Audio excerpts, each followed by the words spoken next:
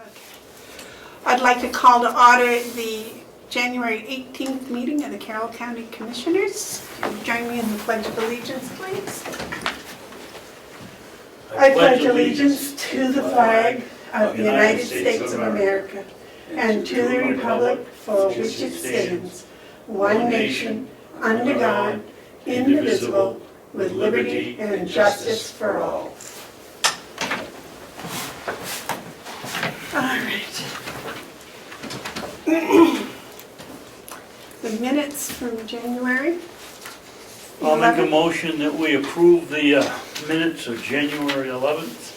That's okay, no public comment, that's fine. They've got that afterwards on my list, dear.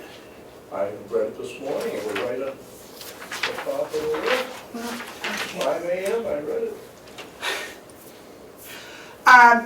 Okay, I'll second the approval of the minutes. All those in favor? Any discussion?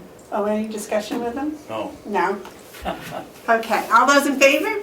Aye. Aye. Okay, we'll accept the minutes as written. Public input?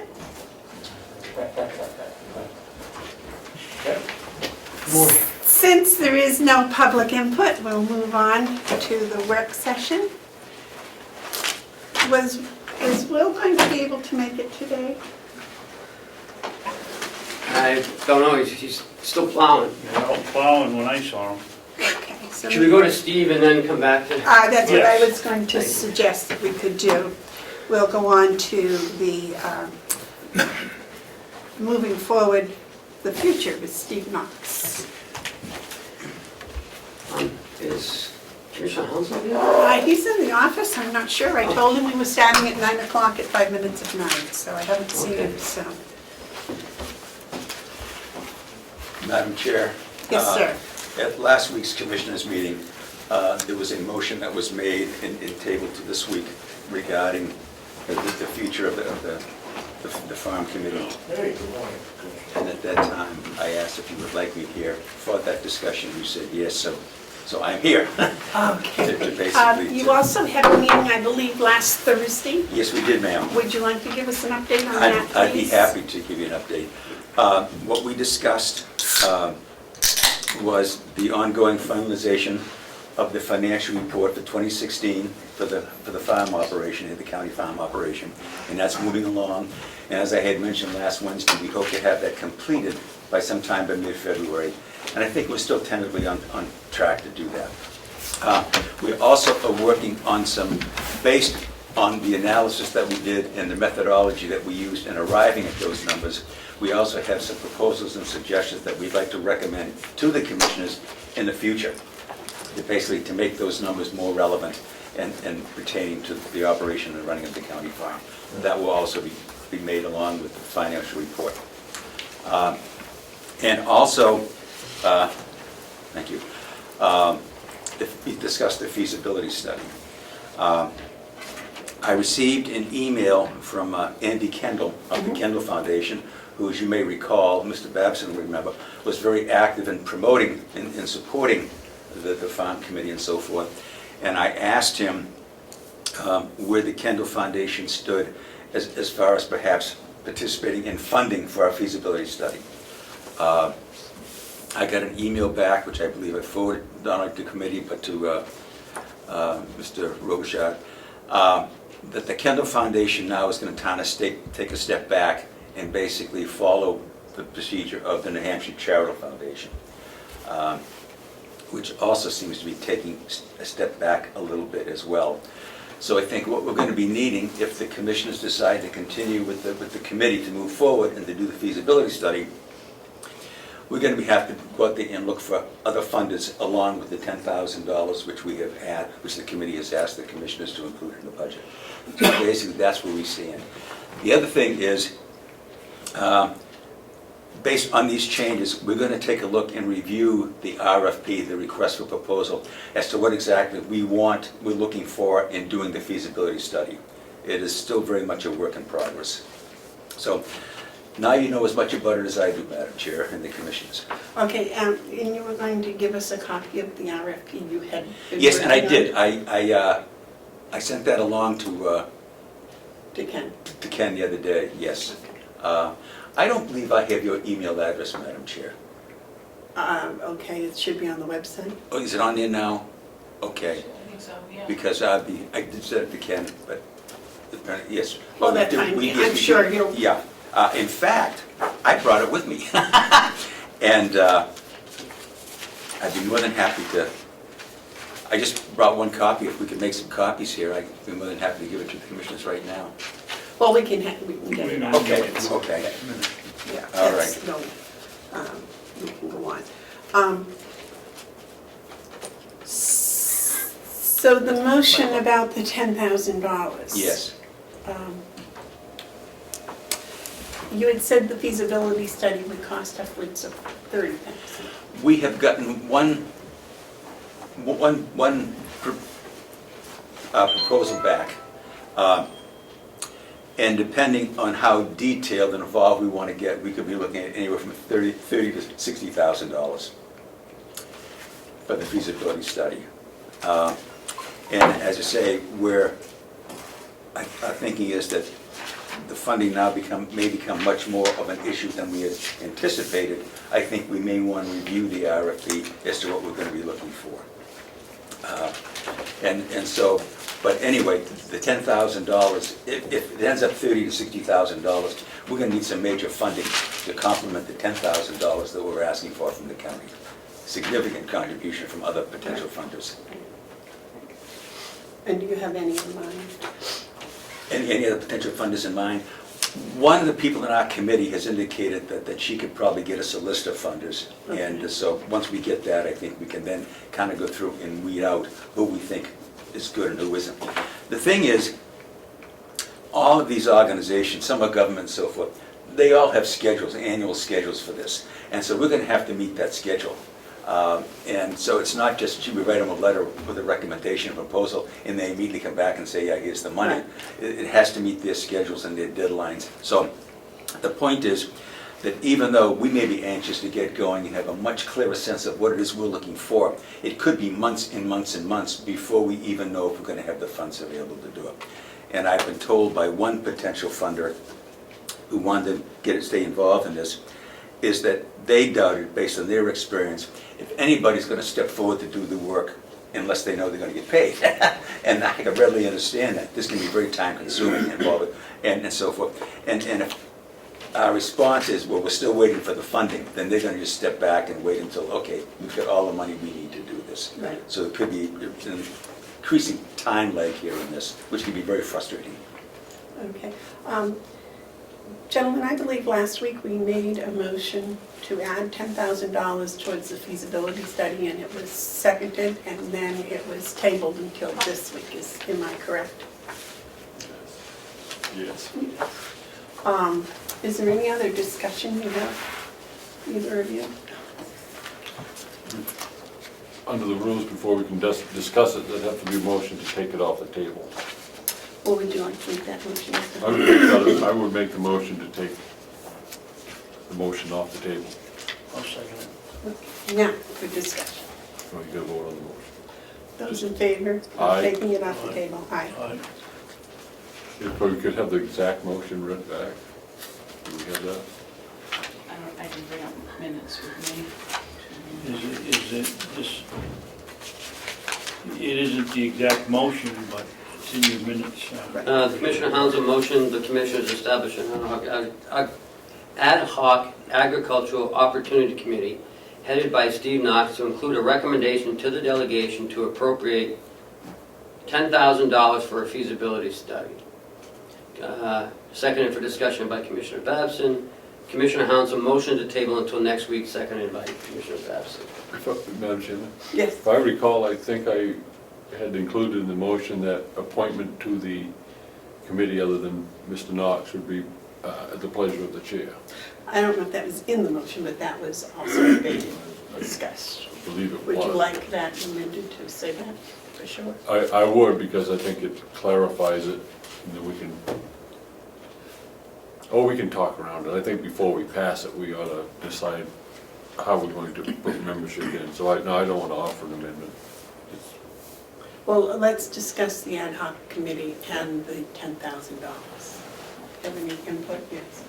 This endeavor represents a potential improvement that could pay off significant dividends, probably maybe even more than what we're thinking. And so I think it's a good recommendation to the delegation that, as Mr. Knox said last week, we put some skin in the game. We want this done for us. I think it would be prudent for us to pony up at least some of the funds. And I would be in favor of asking the delegation for those funds, because I'd be interested in their response, but I would think that they would fund it. There's so much potential out there in that 900 acres. I'm not sure what it would reveal. That's why we need a study. I do know, and I'll just say it again, I will not support the continuation of what's called the county farm in its current operation setup. I don't think that has anything to do with forming a committee. It has everything to do with if we're going to do anything with that. I'd like to know what it is we're going to do with that, because I'm not going to support doing what we've Well, I been think doing. we need to have, if we can have the feasibility study, then that would be the time to Well, make that's decisions. exactly my point. Yeah. That's exactly my point. Mr. Babson, do you have a comment? No? Yes, sir. So are we talking about the feasibility study, funding it, and having Steve be the chairperson Yeah. for that? Steve, you were going to talk with your committee members last Thursday if they would want to continue on this ad hoc committee. Brief history of this, Madam Chair, is many of the members that were appointed by the commissioners in the original committee have left the committee. In fact, last Thursday at the meeting, another member felt that at this point in time, it'd be a good time for them to leave. And as I think I may have mentioned last Wednesday, since the focus of the committee has changed a little bit, I think this may be a good time to take a look at reaching out into the county and changing to some extent the makeup of the committee. Since the focus has changed a little bit, it might be worthwhile to bring in people who would now be directly impacted or could play a much more bigger role in moving forward. So I think as you'd be picking people, I think that could become important if the commissioners decide to support the committee and to give it renewed life. Well, it was my understanding that was Mr. Hounsell's proposal to have another committee. Yes. So it would have a different Yeah. focus than your committee has so far. Yes. Not that your committee hasn't done a fantastic, wonderful job, but yes, sir. Yeah, so that's exactly the point. I'm looking at this, Steve, as though the work of your committee has reached a point where it's really completed its task in that First segment task. of it. The next part, I think, is why we should change the name of it, change the focus of it, and see what are some of the opportunities out there. Madam Chairman, if I could, I'd like to make that amendment now that appointment to this committee would be made by the chairman of the Carroll County Board of Commissioners. I'd like to make that as a motion. Your second thought? Yes. Just briefly, I have complete confidence in your attention to this task, that you will take the time to structure the right committee. And my hope is that the delegation will see the wisdom of this expenditure and empower us to be able to go forward on behalf of the people of the county. Discussion? Okay, all those in favor of the motion as amended, would you like to read that back, please, the motion and then the amendment? The motion from last week? Yes, please.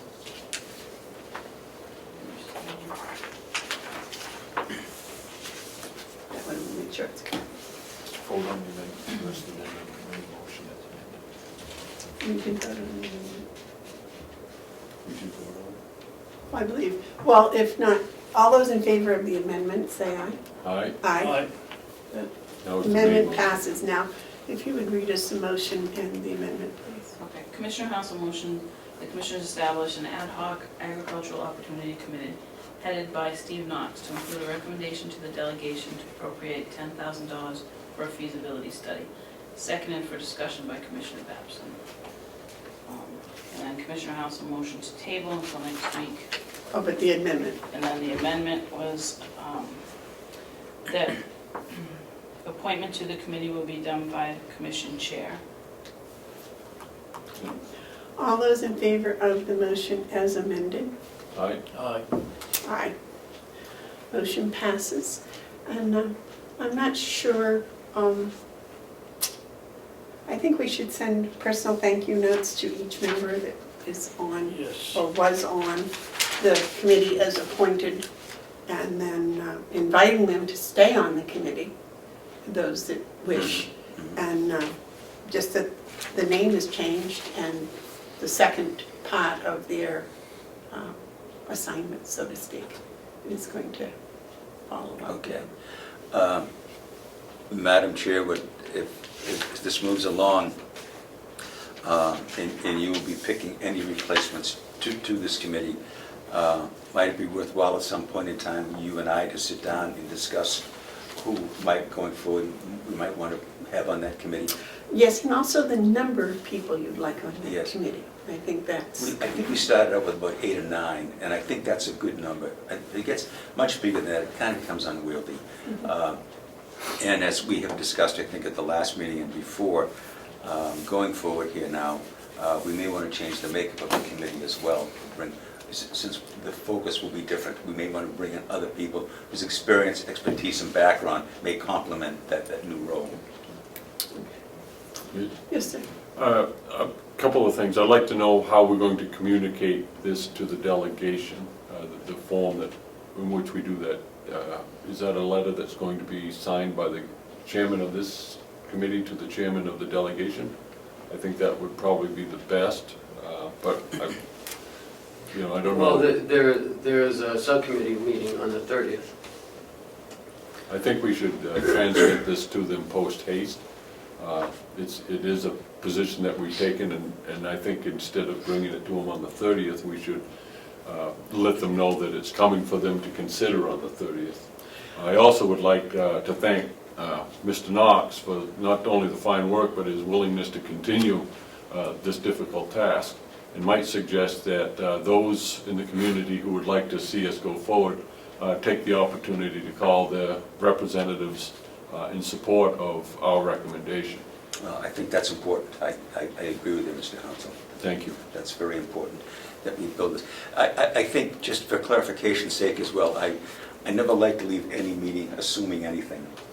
But would I be correct in thinking that if the delegation does not support the $10,000 skin in the game, as Mr. Hounsell and I have called it, then basically the committee is dead No. on arrival? No. That's not my opinion. Okay, Is that your okay. opinion? No, No. no, no. We've established this committee, and we're going to do what we can. We hope the delegation will fund it. If they don't, then we'll visit it again on Okay. how we can proceed. But, Okay. Madam Chairman, if I might, I'm committed, and I believe the commission committed, to make sure we're doing right by the property, the asset that we have for the people. I can't imagine that the delegation would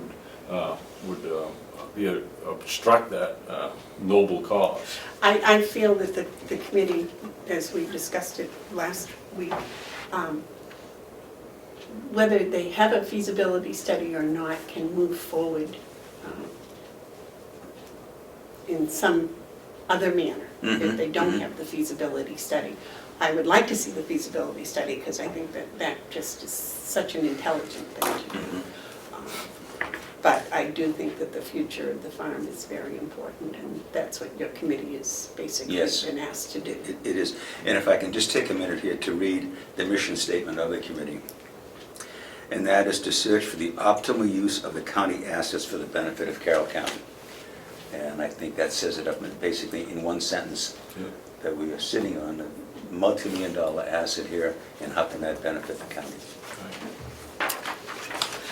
All right, any other discussion for Mr. Knox? No? Yes. Thank you for coming. In your packet, Mr. Knox forwarded a a little bit of RFP, I believe. Yes. Oh, I apologize, Mr. Knox. I did not see Madam that. Chair, look in this packet here. Oh, a new packet. Yes. It should be the first, right after the minutes.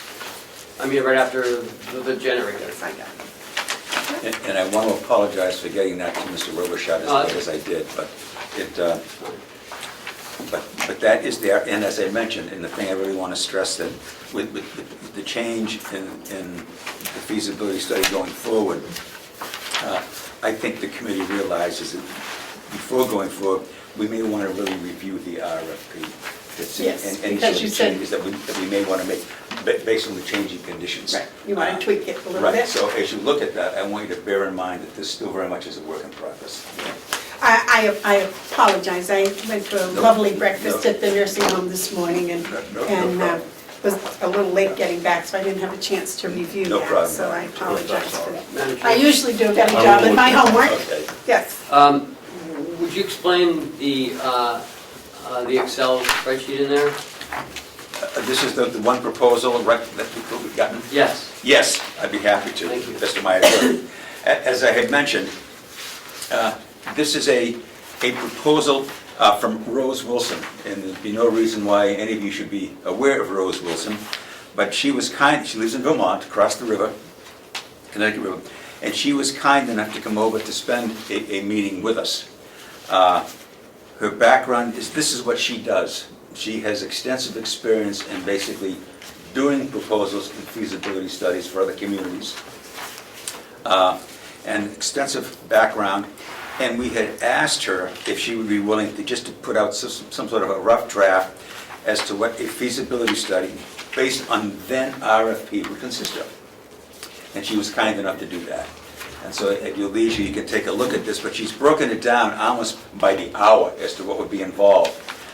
It's very complete, very extensive, and as you can see in the last page, the project estimate is about $54,000.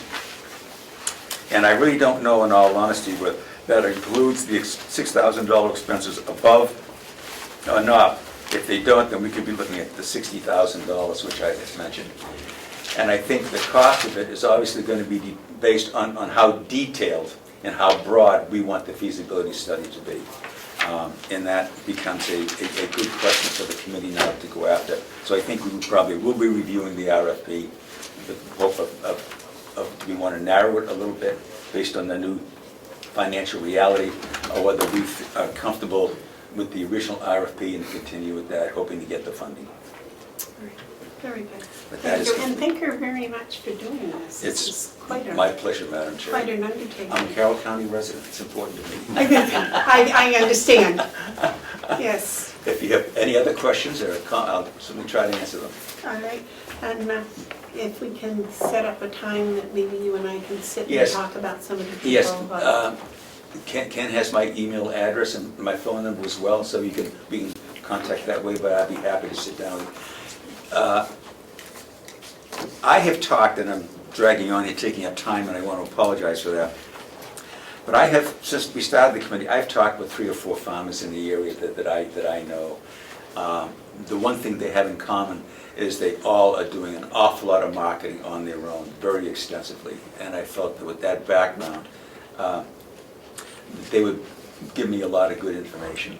And the one common theme that I have found in talking with all of them is they are open to how can they increase their marketability and to sell what they're raising or growing. And the unstated comment is that they're farmers, and they're good farmers. And that's as Mr. Babson knows, that's a 24/7 job in itself. And some of their lacking is okay, now I've got to go and I've got to market this. Now I've got to get into marketing. And so there's an eagerness to grow, but the skill set just isn't there, or the time. And so I think what might help, if we could get some of these farmers throughout the county, I don't want them just to come from one geographic area in the county, who are eager to grow their business and so forth, and to be a major contribution to the agricultural community, and get them on the committee. They bring an insight and an experience here that presently the committee does not have. and I think that could be very helpful to us. So, the same, Madam Chair, with your background as well, if we can find people who are willing to give time to this and bring that expertise and their own experiences to it, I think would be a major contribution to moving forward with or without the funding for the feasibility study. Well, thank you so much. And if you could give us a list of all people that have assisted you in your committee in Yes, any way. I'd be happy to I'd do that. appreciate that Yeah. if you could get it I to can give Cheryl. it to Cheryl? Okay, I can do that. She'll share it. Okay. Okay? Thank you Thank so you. much for your time this morning, this snowy My morning. pleasure. I just want to let you know before you leave that there's another farm subcommittee tomorrow Yes, it's At at 9 9 o'clock o'clock at Extension. at a UNH extension of Comeau. And those meetings are open to the public, so you're welcome. Okay, thank you. Thank you, Steve. Will, how's the plowing doing? Oh, it's coming along. How you doing? It was a good day. You too now. How much snow do we get? I don't know, I want to say 3 or 4 inches. It wasn't, It wasn't what they said it was going to be. yeah, well, it was on the low end of what they said. I don't think it was real bad, but it just doesn't want to stop out there. It's still, we scraped 3 or 4 times this morning and it just looks like we didn't do much 20 minutes later. Hopefully by noon it's supposed to let up, I guess. Okay, so you were checking on the generators and their load tests for us. Yes, ma'am. Not necessarily just a load test, but also included in some of these is the things that need to be fixed. The defects that they found during their minor PMs that they did a few weeks ago. So I'm not sure which generator you're looking at first. The one on top? Yeah, but he has a different set. Oh, So okay. There's Whichever, you tell us which one you'd like to talk about. 040.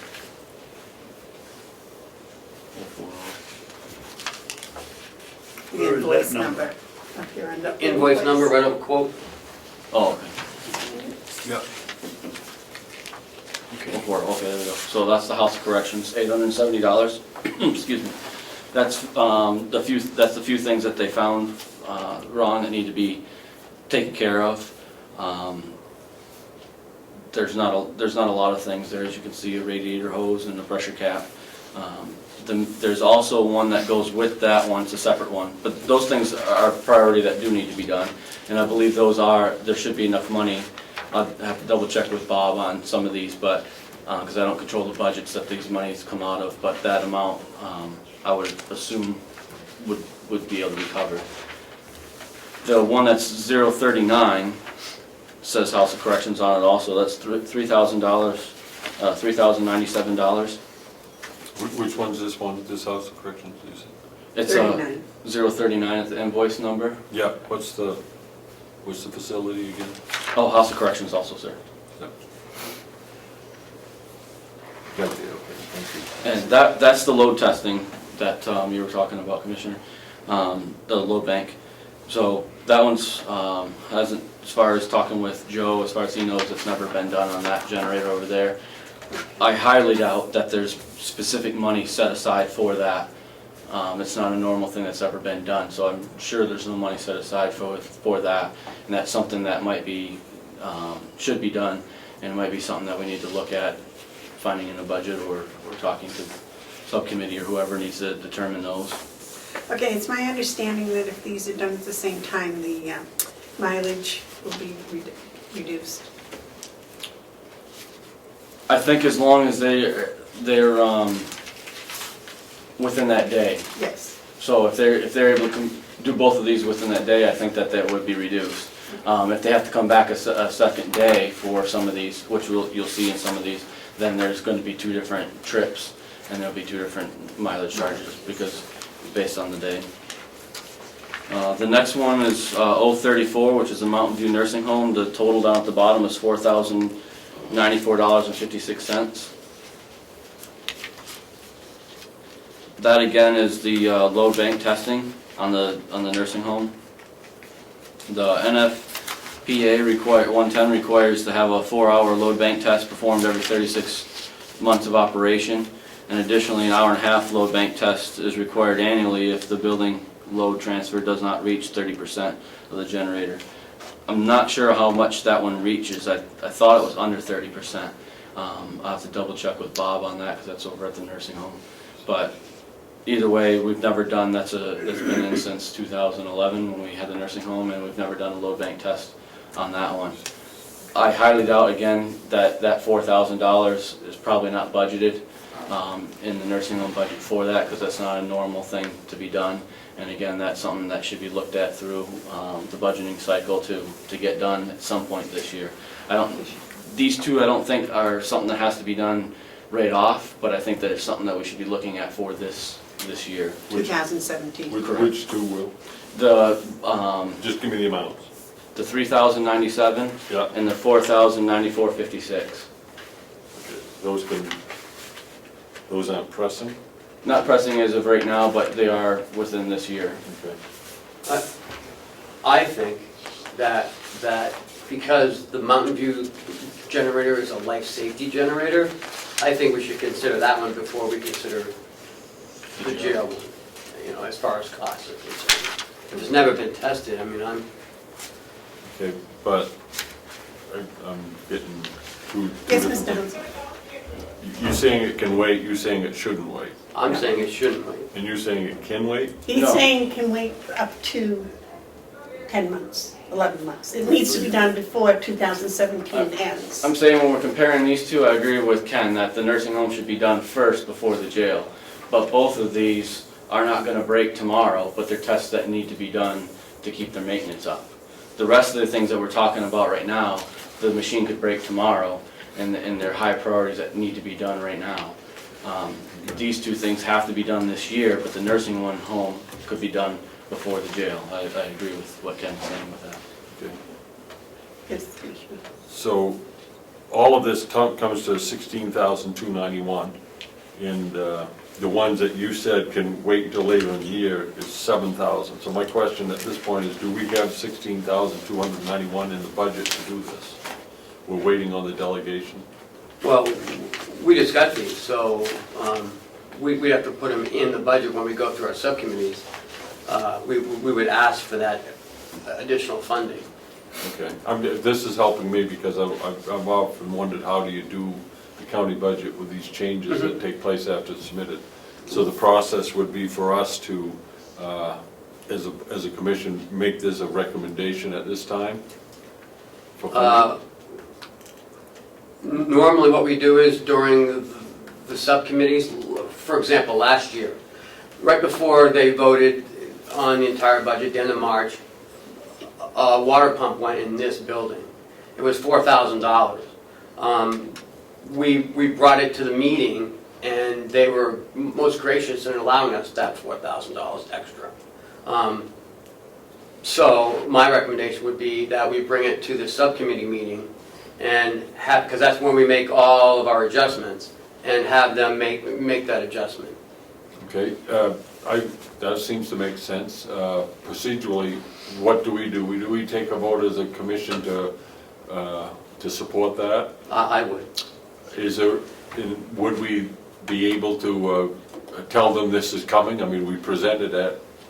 Sure. I always like letting people know. Yeah. This is what's coming, that gives them time to prepare and actually helps them make a decision quicker. Actually, I think later on when we do discuss the budget, there are some changes in maintenance and repair, and this would come under maintenance and repair, I think.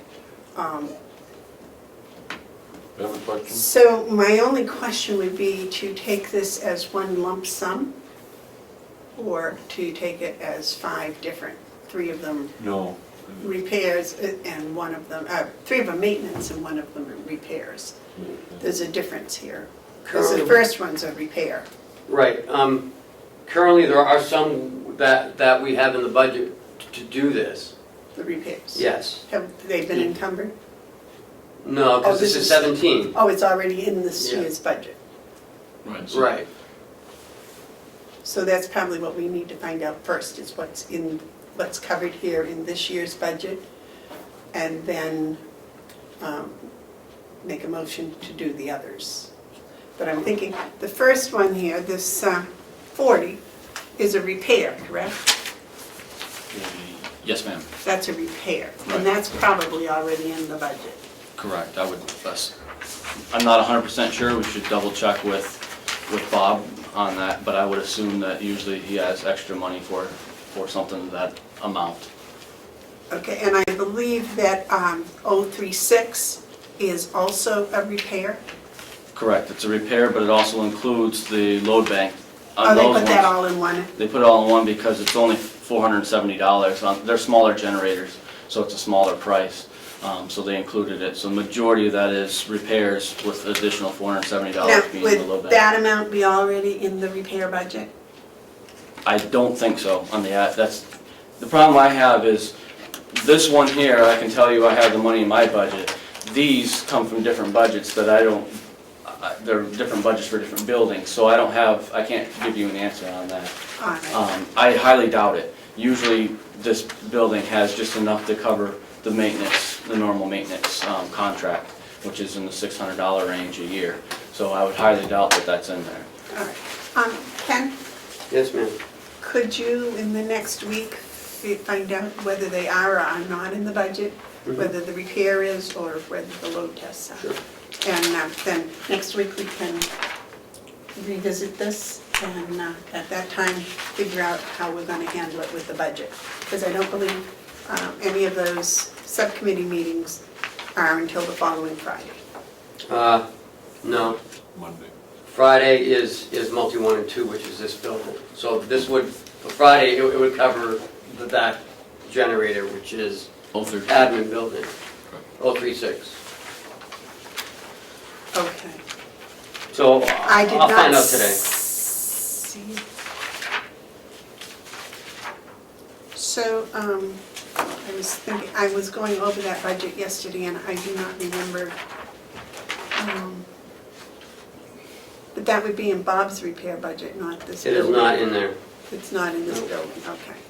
So that would be, so that might make it something that we need to do today.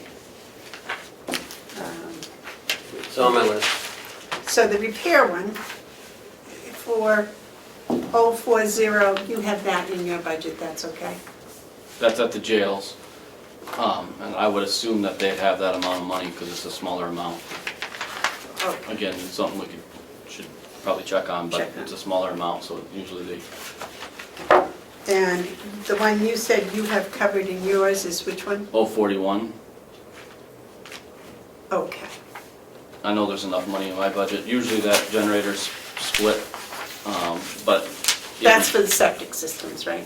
Correct. Okay. So then we're down to the 4, 7, 11,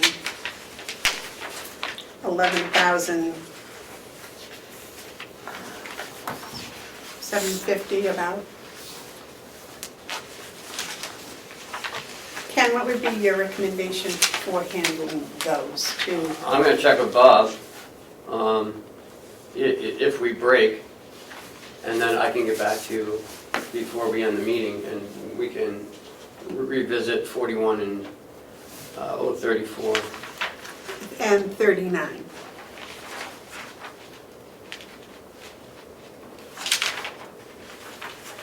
Yes. Because you didn't think they had the $3,000 in the jail budget? I don't believe it's in there. I don't believe it's in there. Yeah, just to repair the little one there. that was- Right. All right. Yes, Commissioner Hounsell. For the sake of discussion, I'd like to have a motion, make a motion that we request $16,500 of the delegation for the purpose of repairing and restoring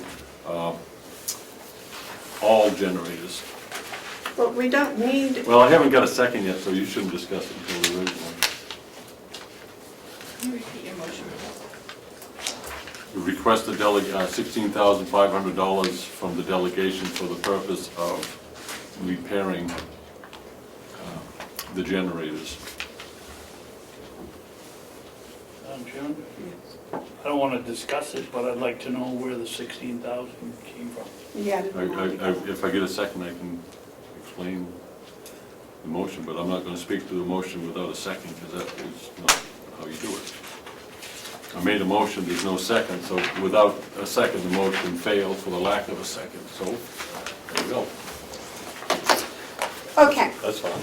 now I would like to wait until we speak with Ken, Ken speaks with Bob, before continuing on with this. So if we could, can you ask Bob to come to the meeting?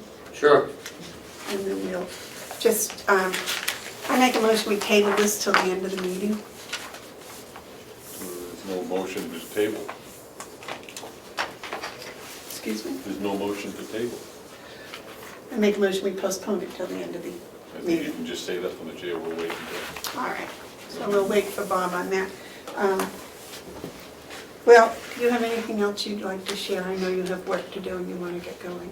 No, just other than that, one way or another, these three that really need the repairs done, that we can get an answer so I can get them scheduled to get out here, because if we had a major emergency around here and these went down, that would be Okay. catastrophic to us. It's my understanding that the repair of the old nursing home one you have in your budget, is that right? Correct.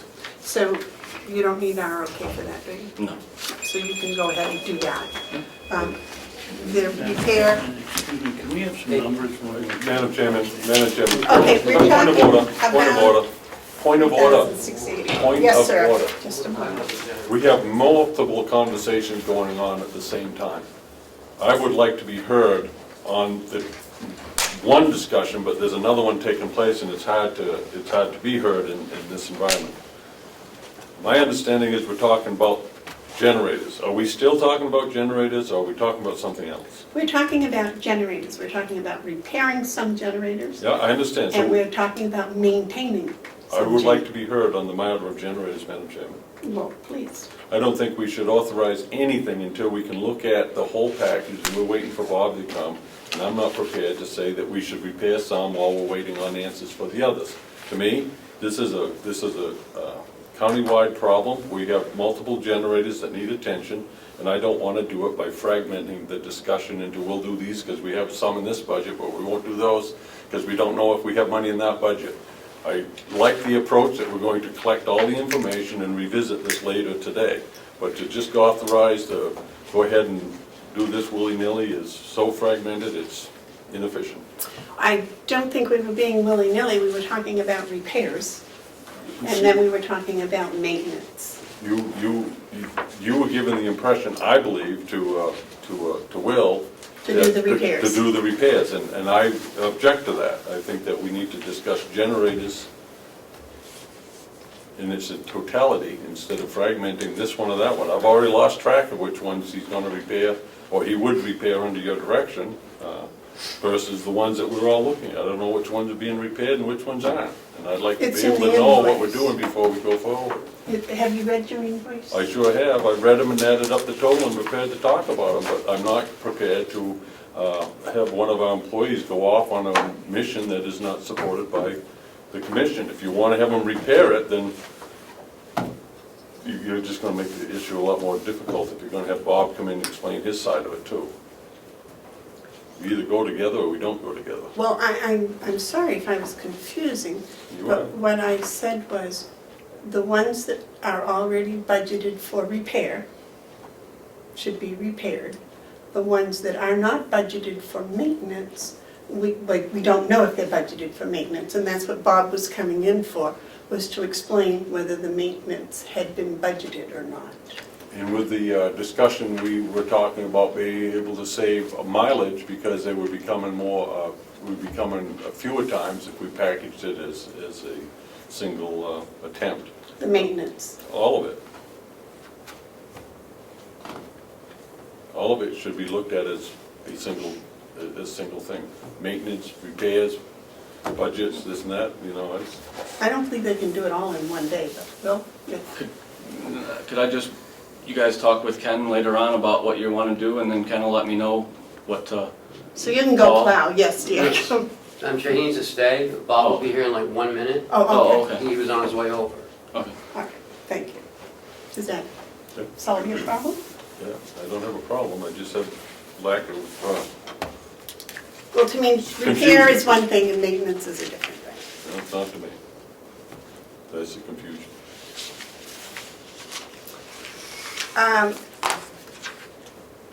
Ken, do you have any background on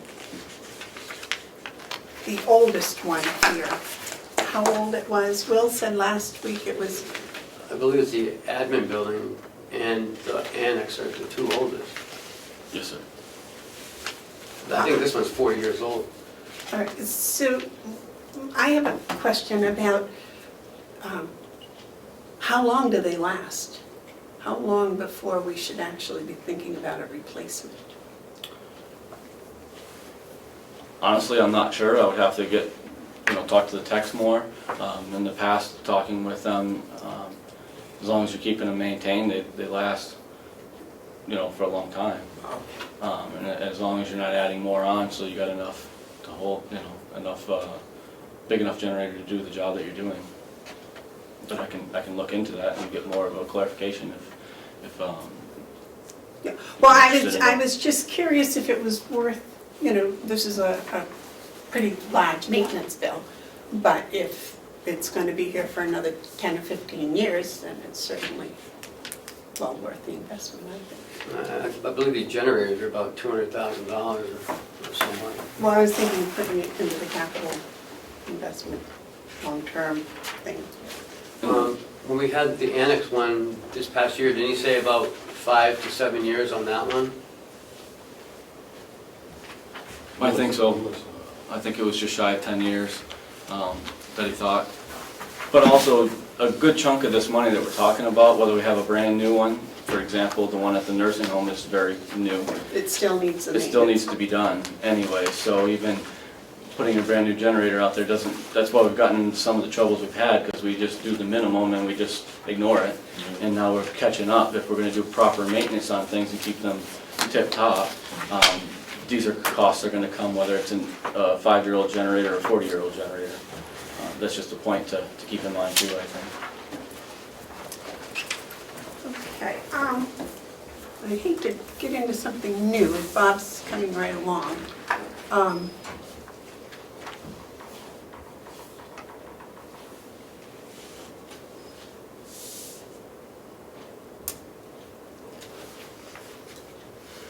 Or is he here? Is Bob out in the hall? I didn't see him yet. Any other questions for Will about these generators? No, That's your field, right, electrical? well, no, but I understand a little bit about it. No, I just want to find out what the total cost is and which ones we need to, if we're going to do our job properly, which ones we have to maintain or repair right now, and then the risk of letting the others go.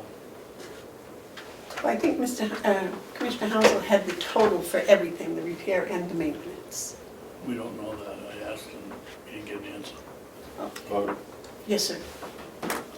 The answer I didn't give was I was trying to adhere to the motion that no speaking list as a second, but what I did is I took all the different sheets and added them up, came to $16,291, and if you round that up a little bit, $16,500 for a contingency. My thoughts were that we would ask the delegation for that money and whatever's in the budget, that will remain in the budget for the repairs that'll also take place.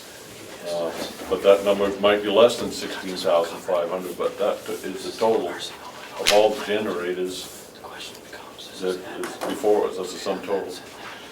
But that's what I was pointing out, the repair costs are already budgeted for. It's the maintenance that wasn't budgeted for. And that's why Bob's here, and Bob's going to enlighten us. My feeling is on something like this, whatever was budgeted for is going to be a minuscule amount of the whole, that we should look at this as a single package and revamp all our generators. That's why I made that motion previously. That by asking the delegation for this money, that they are funding all of these generators, and what remains in the budget is in the budget for future future repair needs that we don't know about. I'd hate to deplete that line item if that's what we would be doing, by using it for this mission. Commissioner Babson, how do you think the delegation would feel about that? I'm gonna take the fifth. I don't know how the delegation thinks. My experiences with them, they probably think opposite that I do. Madam Chairman? And so I don't feel like answering that question. Okay, all right. Madam Chairman? Yes, Bob? I think that's an unfortunate question to ask, because how we find how the delegation thinks is by asking them a specific question. It's not good practice to assume that they might say one thing or the other, so questions like that I think are inappropriate. I don't know how they think. You have to ask them before any of us can find out how they think. Well, that's true. We do know this, they think. Bob, how, could you explain to us which of these are actually in the budget and which are not for 2017? Well, I have a maintenance budget for every generator. But I would like to have the this is the first time I've seen these, so I'd like to have the opportunity to review these, review the budget, and come back with an educated answer. You have until tomorrow. Until tomorrow? All right, well, we can do that. I was going to say you have until the end of the meeting, but... I could probably have an answer today even. I'd just like to take these back and review them and review the budget and make sure I'm speaking clearly. All right. Okay? Okay.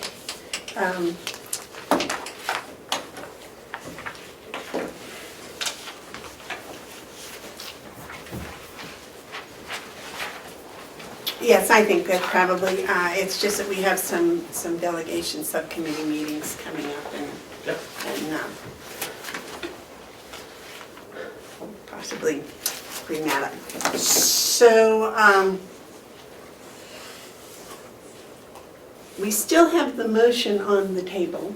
No, there was no motion on it. You withdrew it? No, there wasn't a second, so it failed for the lack of a second. If there's no second to a motion, there is no motion. Well, I didn't think there was a time limit on how long before you could have a second. I haven't, there's no motion.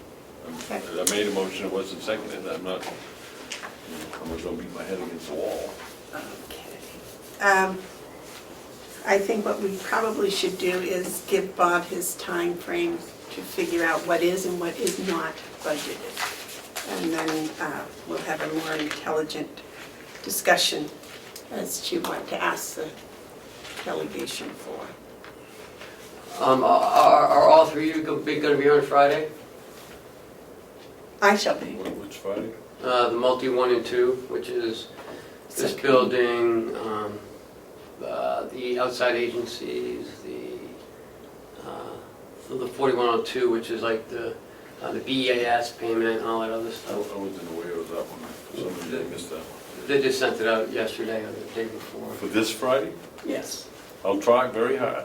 I don't know my schedule at the top. It seems like I don't know. I want to be, Okay. but I'd like to have a little bit more notice than 2 days before the blizzard. We're getting them, We tried. yeah. Right. I had contacted Mr. Mazonko and told If him you that all could three get of this us would done like to by attend. in an hour or two. Yeah. Okay. And then call me and then They are. you can come back. Okay. Okay, thank you. Madam Chair, Bob's gonna get this done in an hour or two, and he'll come back before this meeting ends. Oh, okay.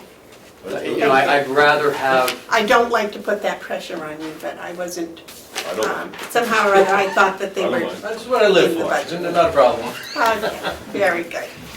Okay, moving on to the next, electronic check discussion. It's, there's been a confusion about signing checks, and there's been some investigation as to whether the check writing company we have now can also put signatures on the check, and we do a manifest to check them at the end. You what? We do a manifest at the end to check the Okay. checks. Do you have the figures on that? yes. For the commissioner's signatures, it's $950 for the overlay, for all the all the payable checks. Is that for 2 years? Is that for 2 years? I think it's just a one-time $950. It's not a yearly thing. And for the payroll with the treasurers, it's $500. So I believe it's $1,450 total for the whole package. Now, the ones with the commissioners, would that also include the treasurers, I expect? Yes, I'm sorry. Yes. Yeah. So that's what we're looking at. And then you have a manifest. Sign the manifest, and the checks get printed. We don't have to worry about stamping and signing. Yes, sir. Ken, could you check? It is important whether it's a one-time charge. We change here every 2 years, and we're going to pay another $950 to put one or two more signatures, change one or two Well, more I think- pages, or is it $950 this time and $950 the time in the next? That would be your motivation, sir, not to lose the election. Okay. But yes, I will find out. Okay, thank you. Yes. I like this direction, and I'm willing to support that amount for both the commissioners and the treasurer, but I think we should wait until Commissioner Babson has his answer. That's a good question that we need answered before we move forward on it. But I do support us doing that. It'll increase efficiencies tremendously. I think that even if it's only for 2 years, it's very efficient to get it done. And the commissioners, if there's a new board in 2 years, they can look at it.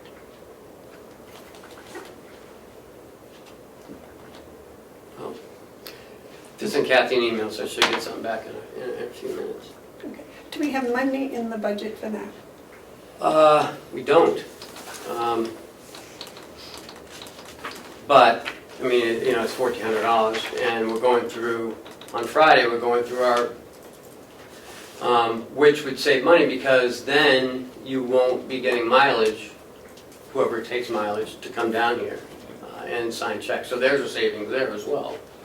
How far is it for you to come down here? Takes me about 40 minutes if I drive sensible. I can do it in a half hour, but I don't like to because I'm getting older and not quite as quick. How many miles? 28.5. We're going forward? Huh? You going forward? Going forward? Yeah. That's about $32 a meeting, or, Yeah, that's- or a trip. That's one way, it's 28, so that's how many total? That's like almost 60? Right, and it's 50 cents a mile, a little more than 50 cents a mile.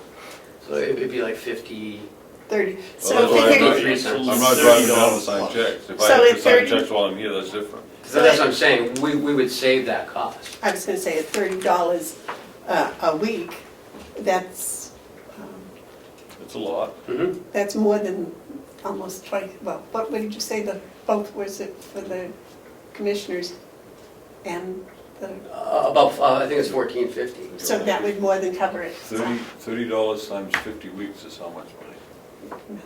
$1,500? $1,500. It's a break even. So, I'm willing to make that motion now then. all right, why don't you do it? No, I'm gonna wait for Mr. Babson's question because I think it's a good question to have answered. Okay, well, while we're waiting, can we move on? Because it could be 5 minutes. Yeah. The BEAS letter. Have you gentlemen, Ken crafted and drafted a letter to the governor. I believe it's in the packet. It's a very fine letter. I think it's excellent. Thank you, sir. I think it's very succinct. It says it on one page. I'd ramble on for about 4 or 5 pages on that for you, but I think you did a good job here, Ken, with this letter. Thank you. You're giving yourself a lot of credit. Huh? I said, I think you're giving yourself a lot of credit. Oh, I'm just- That's 5 pages. Okay, let's be nice, moving on. Well, it'd probably be off topic. In your packet is also a letter that we get monthly with the monthly invoice. I see that, yeah. Now, we do pay for nursing facilities and home and community-based care. Oh, we do, that's the It's not- part that I could not get, that's why, okay. It's only $75,000 a month. But it adds up over the course of a year. Right. What is home and community-based care, please? Okay, wait a Yeah, I minute, got wait a it. minute, I got too many and I can't see you both. Yep. Mr. Babson? Thank you. You know, I think the 75,000 is almost more important than the 400,000. I don't see why the department can't give us a list of people that are getting home care or home agency taking care of them. The big lump sum is a huge project, but, you know, we're not talking a great number of people in the 75,000 one, and I don't see why every month we ought to be getting a roster of the people that are using the services, and we don't get it. We get a roster. That is not true. We get it with everybody's name? I have a CD downstairs that I asked Catherine for. She gave it to me. I tried to open it, but you need a password. So she got the password, and that was yesterday afternoon. I haven't had a chance to go in and actually look at it. Just Ken, I'd ask, with all the discussion we've had over the years here, why hasn't anybody said we get a disc with the people we're servicing on it? That's the first time I've heard of it. And does it include on the other side, the 400,000, are those names there too? I believe so. I believe it's the whole invoice. I haven't, again, I don't know what's on it, if there's, I'm sure there's, I'm hoping it just has someone's initial, last, or some type of identifier, but it may not because of HIPAA. And the actual cost. It's not going to tell us what they've gotten for services, but, you know, I mean, we're paying $75,000 to, I'm guessing, BNA Hospice. You know, because that's what home community based is. It's, you know, Hickbeck and. Is, how much did our EAS go up this year? 325,000.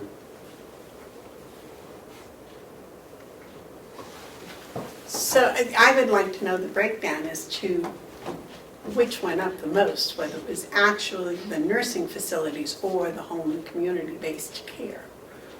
Which, have these invoices looked like this always? Yes. Okay. Mark has a question. Yes, Mark?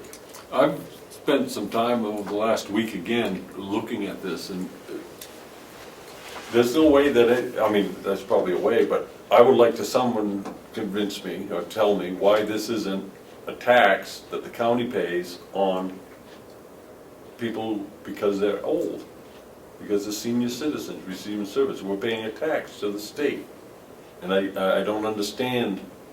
I don't understand why we're doing that when the state takes credit for doing their work at DHHS, and we're left with a bill, but the bill is such that we can't break it down, understand the legitimacy of it as a lot of dictates. Until I get an understanding of how these numbers, these invoices are proceed, I won't authorize myself, the others two might, but I won't sign a check for these. I won't approve the invoice. I need to know what I'm paying for. We were talking almost $500,000 every month, and you know, maybe I'm not very quick on the uptake, but you know, I was taught that you pay a bill when you agree that it's owed, and I don't know what this bill is for, except it appears to me to be a tax on people elderly, It's for supposed, no other reason except being elderly. it's supposed to reimburse Medicaid for what they pay for our elderly that need services that Medicare and private insurance won't pay. I understand that that might be the intent, but when it shakes down, we send county tax money to the state based on how many senior citizens we have receiving services. And so the very people receiving services are contributing to the taxes. I mean, it's just, it doesn't make sense to me. I don't know how and again, I didn't bring it up with me, but the formula itself, I think I'm almost as interested as find out if there's anyone in state government that understands it. Because as I've looked at over the last year, there's no one in state government that knows. Well, that is why we wrote the letter, Right. and hopefully we will get answers to the letter. I certainly will sign your letter. I think it's very Oh, I'll sign it. appropriate. I have no problem. Where would you sign Commissioner Hounsell's letter? I haven't seen it. Well, It's the same thing, I inadvertently, it's just the same letter, it's just you the just. same letter as someone had the former commissioner's name on it. That was my mistake. Madam Chair, Yes, sir. could I ask Ken a question, please? Certainly. Ken, is Kathy able to, or Cheryl able to take this disc and run a page or two for it without a lot of effort? Is that something we could postpone this discussion about until an hour from now, if they could put it in the disc in the computer and run two or three pages of each so we could see what we were talking about? She said she tried to open it one time, but we don't have you have to have some certain program to open it. Oh, great. You know, it's one of those things, so, They send us this, Can we put it on the list for things to do next week to get that thing open and find out what we're paying for? sure. And I think it'll probably take some studying time to figure out what it is saying, yes. so we get an invoice that can't be explained, and we get, there's backup a CD that can't be opened. Yeah. Good business if you can do it. Have we gotten many of these CDs? Every month it comes. The CD comes every month, And you can't and no open it. one's tried to open it before today. I've been here practically every day for the last 3.5 years, and plus on the delegation. I have never heard anybody tell us we get a CD, Well, not a person. So it must be either new or a secret. that's a I whole don't know problem if with this whole ever asked thing. I don't know if you ever asked the question. Well, the whole thing is a problem, because at every step that I'm seeing with this particular issue, there's nothing but confusion and secrets and misinformation and unclear information, and that is no way to operate anything. And we gotta get to the bottom of it. We have CDs we can't open and invoices we can't have explained. It's ridiculous. Okay, well, I think that we're working on solving that problem, and moving forward, we'll all get educated, I'm sure. And that will make us much better, help us to make better informed decisions. And in the letter, I talked about the weighted Yes. percentage. That was what kind of baffled me, how we got up to 1.4% or something.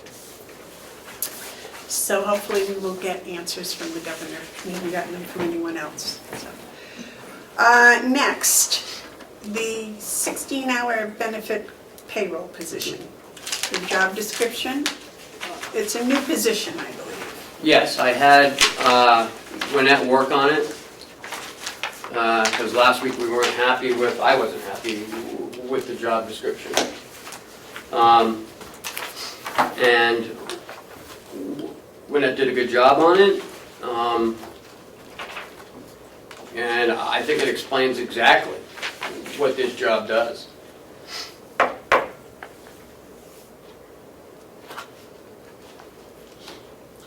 Now, is this a 20-hour-a-week job or a 30-hour-a-week job? 16 16. hours. Yeah, we currently have 16 hours in the admin budget that is not being utilized. So I would like to utilize it for this, In this building's budget, in the nursing home. in the nursing home's budget. Confusing. Yes, sir. I'm coming at this as, if we need positions, we should find a way to fill them if we need the positions. I'm not convinced that we need this position. I do understand, and I remember what was said last week about the demand that employees have that would require someone paying attention to this, and that someone is doing it, and that person is being taken away from duties that are otherwise expected of them. But I do think that the amount of work as I'm looking through here is such that I believe this is something that the finance director himself can undertake under his current position. I would tend to disagree with you. Well, I can understand that you might, but I need- that's my position. Let me finish, Mr. Robichaud. Yeah. My position is that we fill positions if we have, if everyone is so busy that they can't do extra work. And I am of the opinion that this type of work that's listed here can be done by the finance director, and I'd like to have that discussion. And I'm going to bring up under commissioners' updates the reason that, how I want to proceed on this matter and others. So I'd like to hold off on this discussion until we get to the commissioners' updates part of the agenda. Do you have a comment, Mr. Babson? No, but I'll be willing to wait, see what happens. If it includes, if the discussion includes this job description. Okay, so you would like to postpone this until the commissioners' updates, is that right?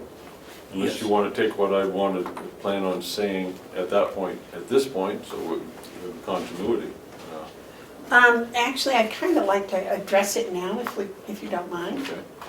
It's Is that- okay with me? Okay. One of the things that I have become aware of, and kind of got a suspicion it might be the case before I was elected, is the issue of staff morale. And I am somewhat concerned about some of the things that I've heard said in the hallways and have conversations that I've been privy to that I find unseemly. I think that we have some fine people working for us, but I also think that for whatever reasons they feel a sense of strain. And so I would like to begin a process under 91A, understanding the rights of every employee to be heard and to be treated right, that we begin a process of, for the next few weeks, of having scheduled non-public sessions with our department heads. I would like to do two at a time until we get through it, so that we can air everything in front of the commissioners, so that we all hear the same thing, and we can deal with some of these things as best we can. I'm quite optimistic that once we get the air cleaned in the proper setting, that we will alleviate my concerns about staff morale. Having said that, I believe that this position is totally tied to my understanding of not only staff morale, but also the organizational chart. I'm not certain that this is in the best interest if we are looking at the organizational chart as our organizational chart. And for that reason, I would like to have, next week, I'd like to have a schedule where one at a time, we notify the Human Resource Director and the Finance Director that we would like them to attend the meeting because we're going to go in non-public for the purpose of discussing them. That's how it's done. And then what you do is you notify them in writing and tell them that their rights are that they, at their request, this meeting can be held in public. But we can't hold it in public if they object to it being in public, which is their right, their choice. The other thing is that affords them the opportunity to have someone come in with them if they want to. So that's what I would like to see us do, starting next week, and starting with the Finance Director and the Human Resource Director. I want to get things straightened out Do you have a before we comment, go Mr. move forward. Babson? Yeah.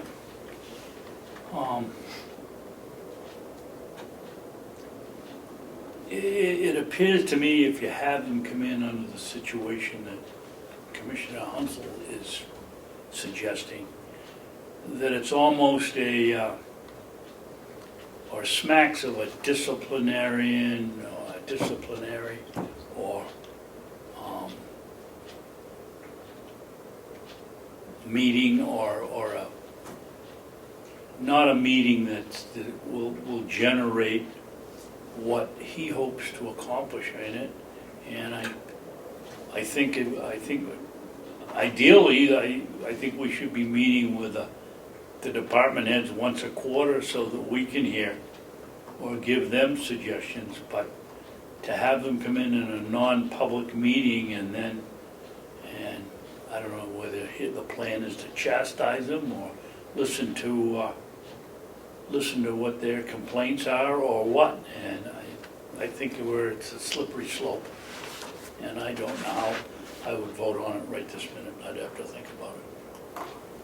Madam Chairman, just to follow up, and I appreciate Commissioner Babson's perspective because I wouldn't do something like this lightly. But we have, in my opinion, an environment where not everyone feels comfortable. And I think we need to take the leadership and have what might be perceived as an uncomfortable meeting, but I believe when it's concluded will be a very refreshing meeting where we will be able to go forward together. Right now, my sense is that not everyone is working as well together as they can. And that's not a slam against anyone or anything. It's about the environment. I believe it's time to clear the air. And I think the proper way is to do it non-public so people can be candid. And I can assure you I have no intention except to be gentle with people as they try to succeed in their lives, as the rest of us do. But this environment down here needs to be dealt with. And it's no one's fault, it's just the way things are. And every once in a while you'll find organizations that have to do this. It's not a negative mark on the organization. Actually, it's a positive one. It's admitting that there are times when we just have to get a house in order.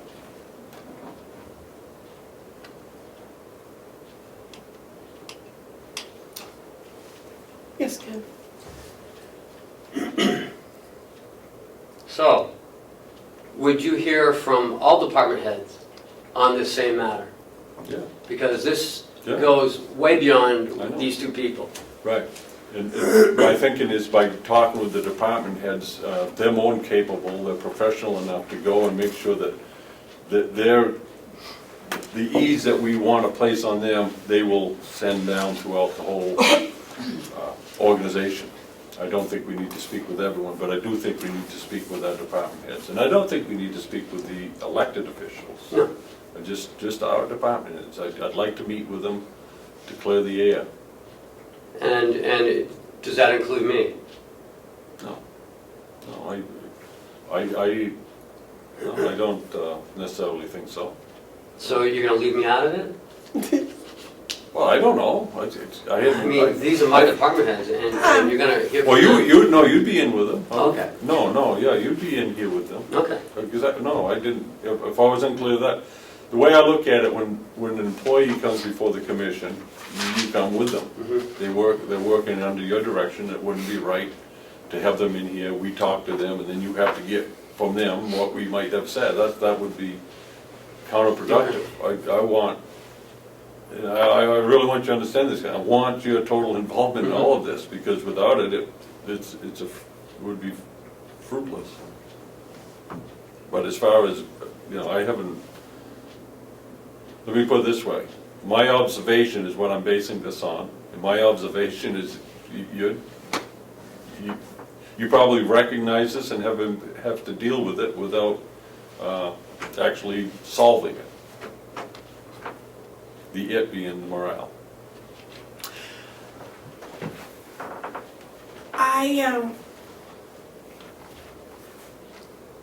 I think we need to lead by example. I think there are a lot of guidelines in place for the lower tiers of employees to follow if they're uncomfortable in their situations. Whether those are being followed or activated, I'm not sure. I don't know, Ken, what, do you have guidelines for your department heads that are unhappy to follow? Mhm. And I've addressed this many times, and it expands beyond this building. I think you'll find that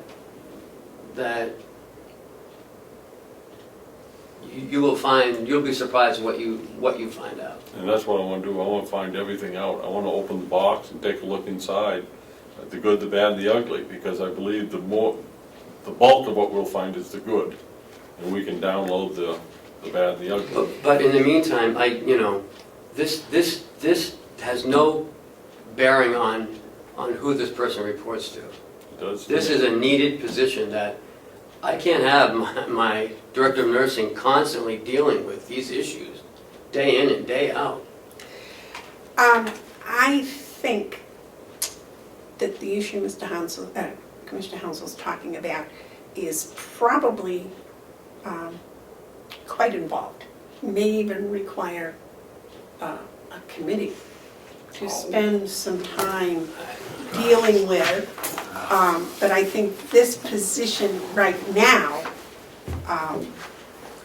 the fact that the job description seems to be accurate. I'm not sure that a person can accomplish it all in 16 hours.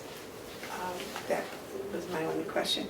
But I think this is probably something, it may be involved in what you're talking about, but I think this is also a separate issue about, hiring an employee to do a specific job.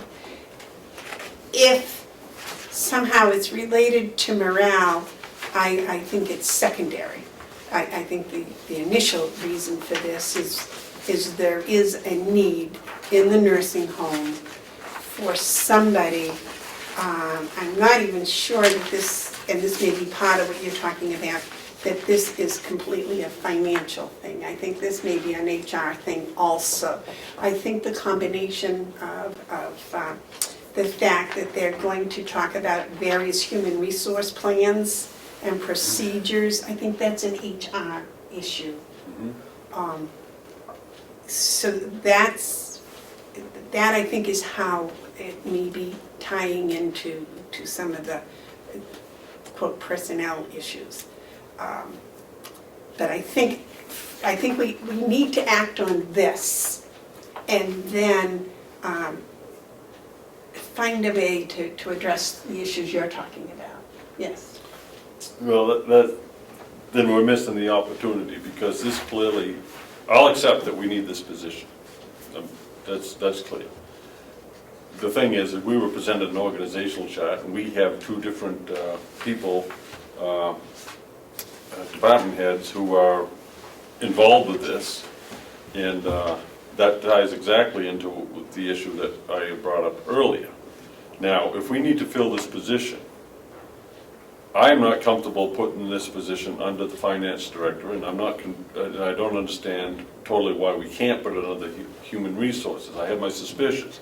However, if we need this position, would it not be possible for us to establish it with the person, for now, answering to Ken? I don't want to have a position that is placed under one or the other until we get things sorted out. So I do believe that they're connected. I'll support the position if the money's there, which it is, Yeah. if that position answers to Ken for the time being. I would agree with that. Do you have a comment, Commissioner? Well, we need the person, and if that's the compromise, then I'll support it. There's no question we need the person. I don't see this job description as a 16-hour-a-week job. You read a couple of these, they're a week job by themselves. But this is 4 hours a day, Right. for 4 days a week. It takes a lot of work off of our DON, which, Oh, I understand that, Ken, I'm just saying, to me, it should be a full-time position. well, maybe we work towards that. But, There you go. But right now, we have 16 hours available in the administration We'll budget.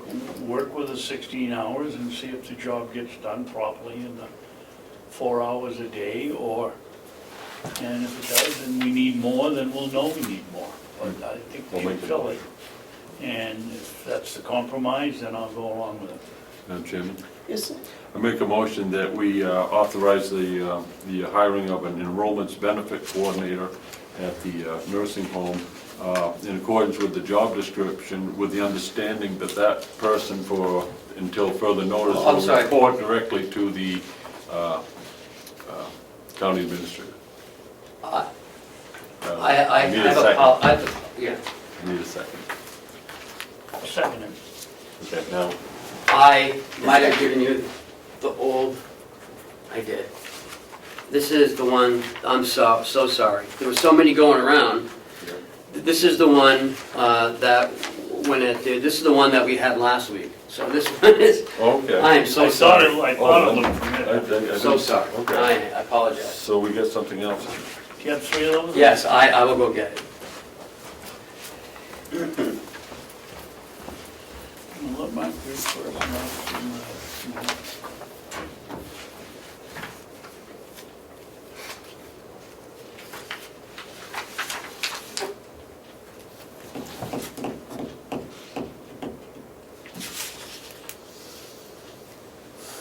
That's a scary one, isn't it?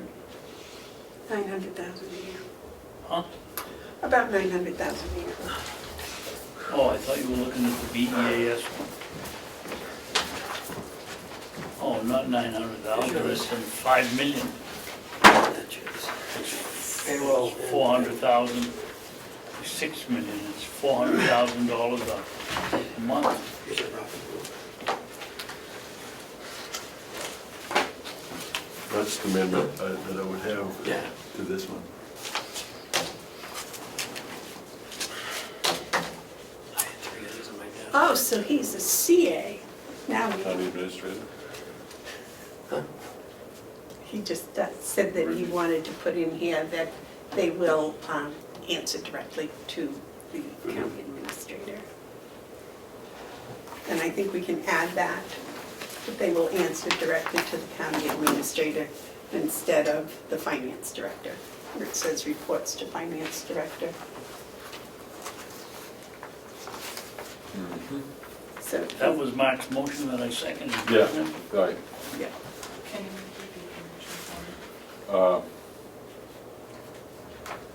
I can't repeat it. You either get it or you don't get it. I can't say things twice. You That, gotta capture it. Well, he makes a motion to support this position, that's, but reports to the county administrator. that's what I got, just to make sure I got the wording exact. Any other discussion on this? All those in favor of the job description as amended, where it reports to the finance director, the title being payroll and accrual benefits coordinator at Mountain View Community? All those in favor say aye. Aye. Aye. Okay, so we'll have this new position. Now I have a question. Since we have a new position, should we repost it? Should we post it? We actually posted it when we were looking for a benefits coordinator. 6 months ago. Yes. And out of that, we found a person who fits the bill. She's local. And we interviewed 3 people. And she was the second one. The other one decided not to take the job. So we're going with the second person. If that's what. My only problem with that is this person has been unemployed for 6 months? No, this is a part-time job. I So, if we want to go to, we're going to go to non-public to talk about her, and I'll reveal more information. But right now, it's just a position. Okay, and the position has passed, so we now have it. My question was whether we should post it or not, so, and you said it's already been posted. Yes. Okay. And interviews. So the letter is done. The jail update, Did you want to talk, Jason's not here yet? we're right on time. I'm so impressed. Well, we haven't talked about the 2017 budget letter. Oh. We all received copies of the letter, the email. Was it an email, I believe? Yes. Well, it was an email letter. The letter was, or the note was emailed. Right. That the delegation would like us to spend 2 weeks going over the budget and seeing if there was any place that we had any suggestions that might help to get the amount raised by taxes to 0. And I believe everyone got copies of that on Friday?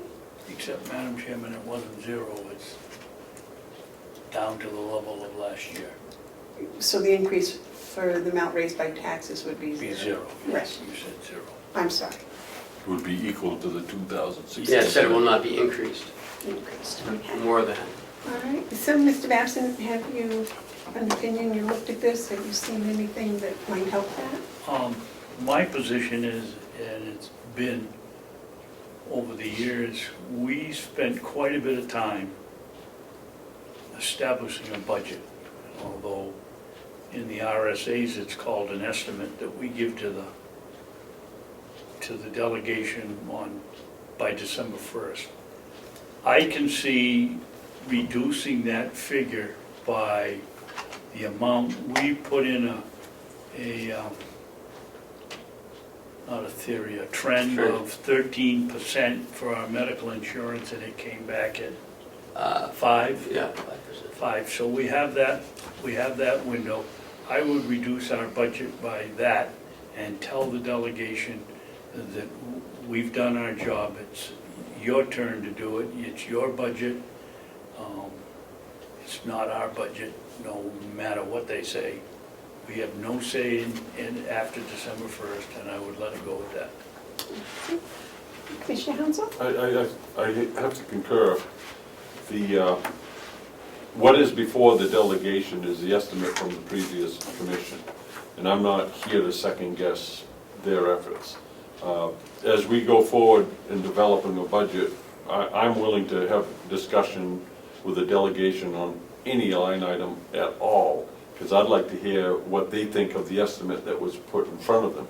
Their goal of maintaining taxation at the 2016 levels is commendable if it can be done, but that's not necessarily possible if we are looking to prioritize services, needed services to our citizens. That's the primary goal. The secondary goal is to do it in an affordable manner, and that's where I concur. But I'm not going to take a position that that is a priority over services. If I'm being clear, I think maintaining that level of taxation is a good, noble goal that should be shot for, but not at the expense of needed services. So you didn't find anything that might be helpful to reaching out? I actually have, but I want to make that presentation as they do their deliberations, because I don't want it to sound as though I'm breaking faith with the process where the previous delegation established an estimate, not a budget, an estimate. I'm not going to speak contrary to that estimate.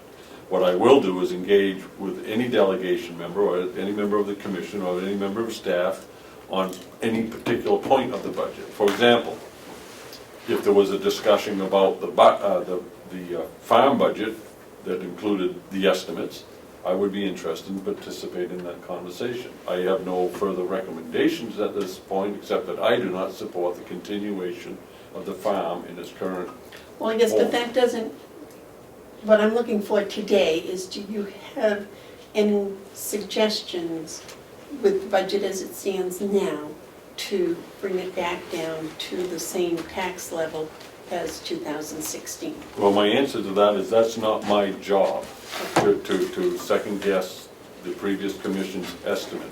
The job of the delegation is to do the work of going through and finding for themselves. If they're having that discussion, and should they ask me what I think as they're going through their deliberations, I'm more than happy to tell them. But they will pass the budget that they will pass. And I'm not looking to get into an argument with them about it. All right. Well, I have spent a lot of time going over the budget, looking at the budget, and I have seen approximately $200,000 between the employee benefits and some maintenance and repair changes. And I'll share those with Ken. And How let, about the rest of the committee, the Board of Commissioners?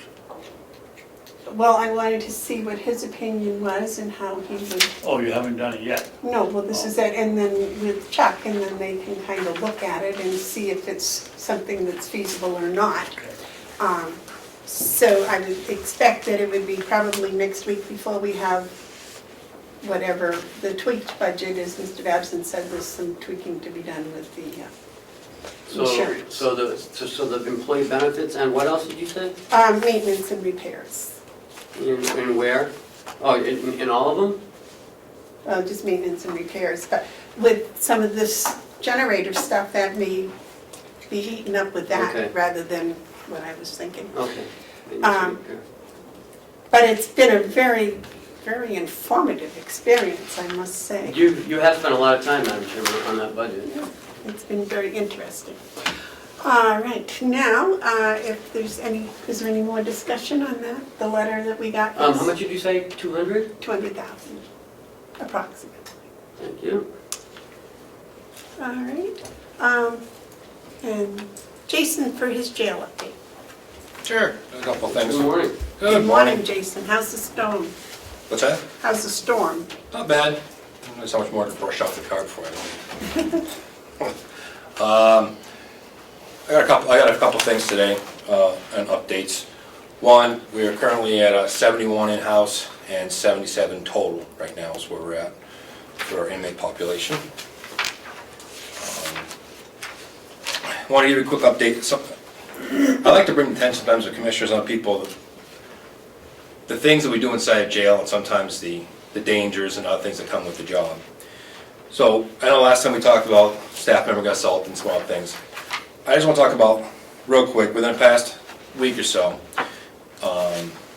we had a female come in who came in with needles inside of her body, where the staff member did a good job, as relayed from the officer, of getting those back, and are doing it voluntarily, and I'm sure the Sheriff's Department will also charge this person.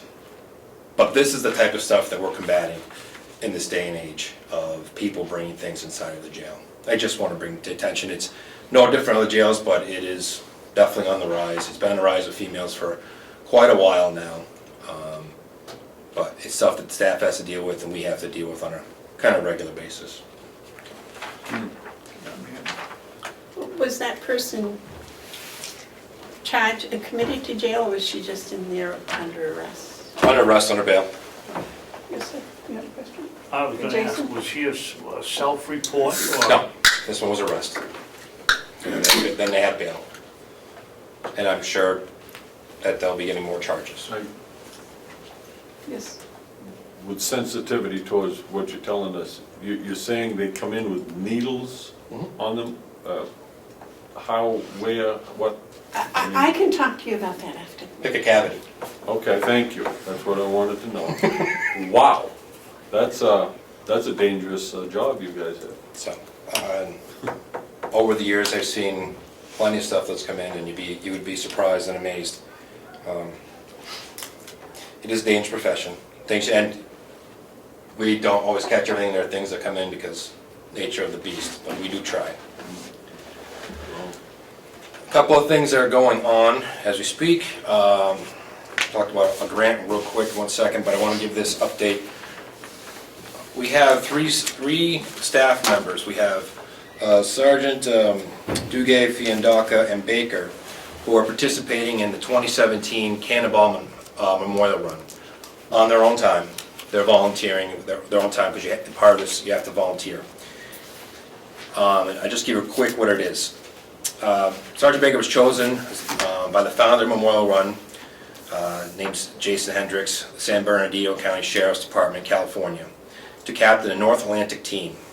The inaugural I can't say it, run was conducted in December 2016 by Sergeant Hendricks and a crew traveling from Santa Monica, California, stopping to honor murdered officers' families in Palm Springs, California, Phoenix, Arizona, San Antonio, Dallas, Texas, and in Georgia and Virginia, ending in Washington, D.C. We are privileged to have been chosen to participate in the 2017 Memorial Run, and will only consist, and these guys will consist of the West Coast team. This is the only West Coast team that's out there. They're renting their own vehicle, they're taking their own time. During next year, they're going to reach out to as many police departments across the state. We're with the chiefs of police to collect patches from them. And the patches at the end of their run will be delivered to Law Enforcement Memorial in Washington, D.C. Along the way on this East Coast side, they will visit families of murdered law enforcement victims along the way, showing support. And I just thought it was great that they're doing this on their own time. I'm in support of them doing it. It's a great thing. And websites that contain in here, there's more information as well. But just so you know, some good things the staff are doing, do. There's one for each one of you there. Chiefs of police were also given a copy of this as well. I'm sure you want a copy of this. Or pardon me as I walk behind you. Did you also give a copy of this to the county attorney's office? No. What? Well, they're involved with the, They were at the chiefs of police meeting, yes. so they heard about it. Good for you. Self-initiated, but initiated by Sergeant Baker. Yes. Okay, and when is this? It is, will be, the dates are on here somewhere. It was last December they started it. Yeah, they started. It's not till this, they've got the dates, maybe it's not on here. So where are they running, Jim? I can find exact dates when they're going. Where they're running? Are they running from Boston to Washington? They'll start up here, and they'll go to every place along the East Coast that they can manage to travel to in a, it's a Cannonball Run. I think it's like 4 days, 3 or 4 days of driving around to each one of those places that they can along the way and ending up in DC. They're not physically running. Running or? No, driving a car. Driving a car. Cannonball Run was a movie, and they drove for 24 hours straight. It was kind of a comedy, but they've taken this on the other coast. Burt Reynolds, Burt Reynolds, yes, and Dom DeLuise. Jackie Chan was in there. Sally Fields. She was in that one. It was, okay, man. Anyways, We're showing our age, you know. they, I can find exact dates because he gave me the exact dates.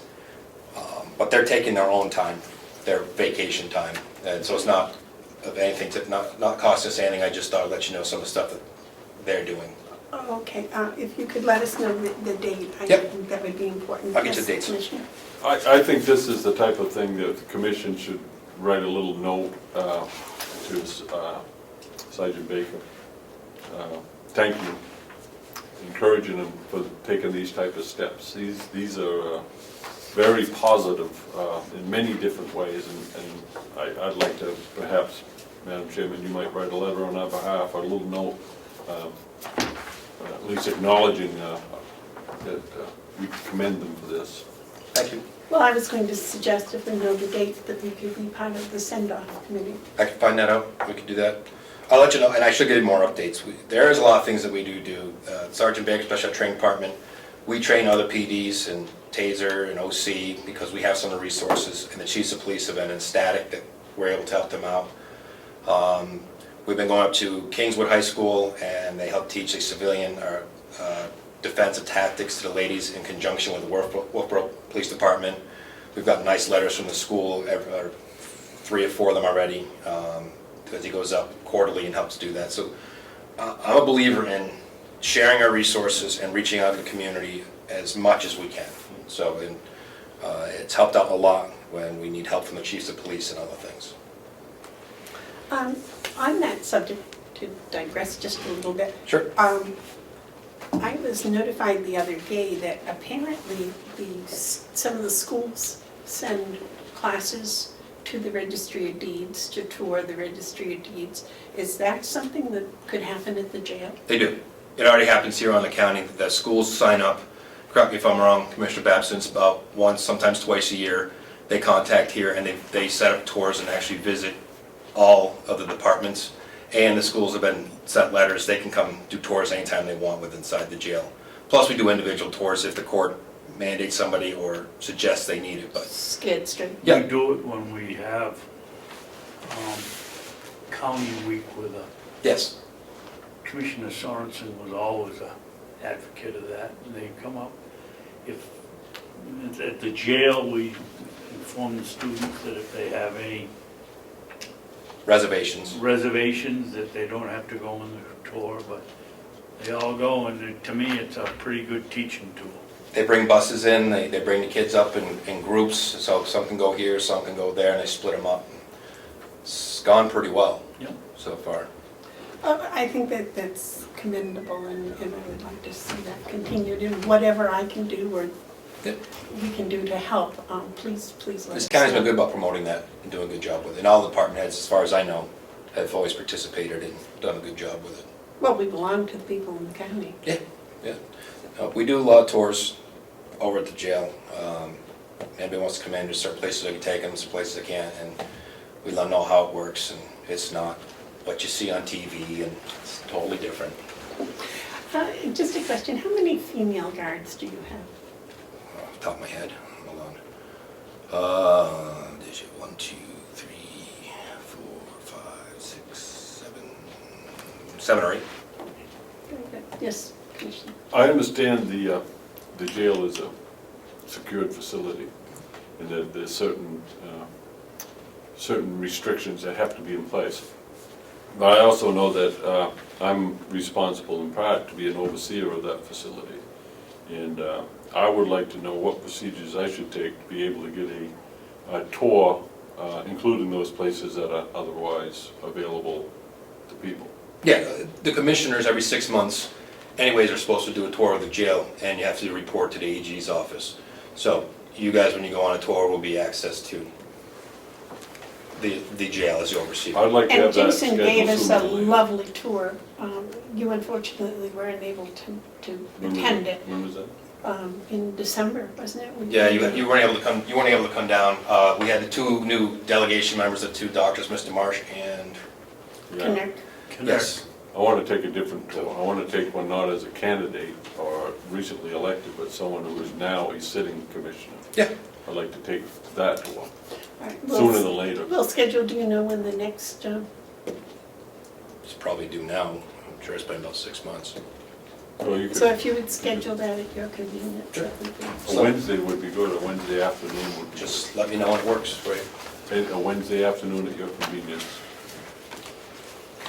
It's a Wednesday Thank afternoon Yeah, any Wednesday. Just, with you. sometimes you meet a long Well, time. Maybe Wednesday maybe not afternoon, next yeah. Wednesday. But, yeah, I mean, it's like sometime in February maybe. Yeah, yeah, And anytime. probably 1:30 Yeah. time. It's one of those things, if I'm not there, the Copy the captain grant. does a tour, so it's the same thing. When the commissioners come over, you'll Well, get the that's an full- inspection tour, Yes, and you'll, yes.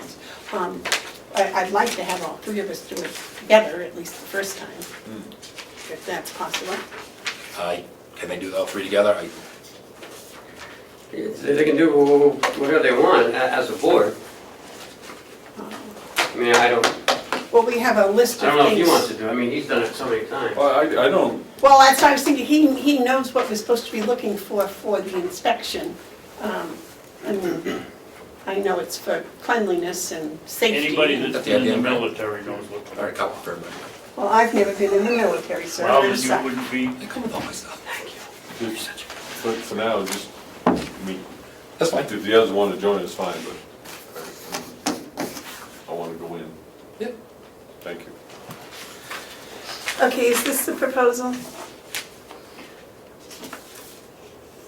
That's the IDN grant. That's the IDN grant. There's a couple of changes in it, of typos that I sent back that we've already been fixed. So you just have the one that's got a couple of typos in it, some spacing stuff. This is a 115 Medicaid waiver, the IDN grant. We'd be a recipient of this grant. The Carroll County, the Northern County got 900 and some odd thousand dollars to be distributed out. And we're applying for workforce needs, transitioning inmates back into the community, back into the workforce. We hit the Southern Carroll and Northern Carroll County under this grant. This is not a matching grant, by the way. This is just, if we do receive it, we do receive it. Now, is this part of the 900,000? That's part of that money that the entire northern area received. May I interject, is that just Carroll County, or does that include Grafton County as well? Because the IDN is, Region 7. so that includes Grafton County as well. So Grafton, Coas, and I believe it's those. Yeah, because it three of says us. sub-regions of, is like, yeah, so it's Coas, Yeah. us, and like- Grafton. Yeah.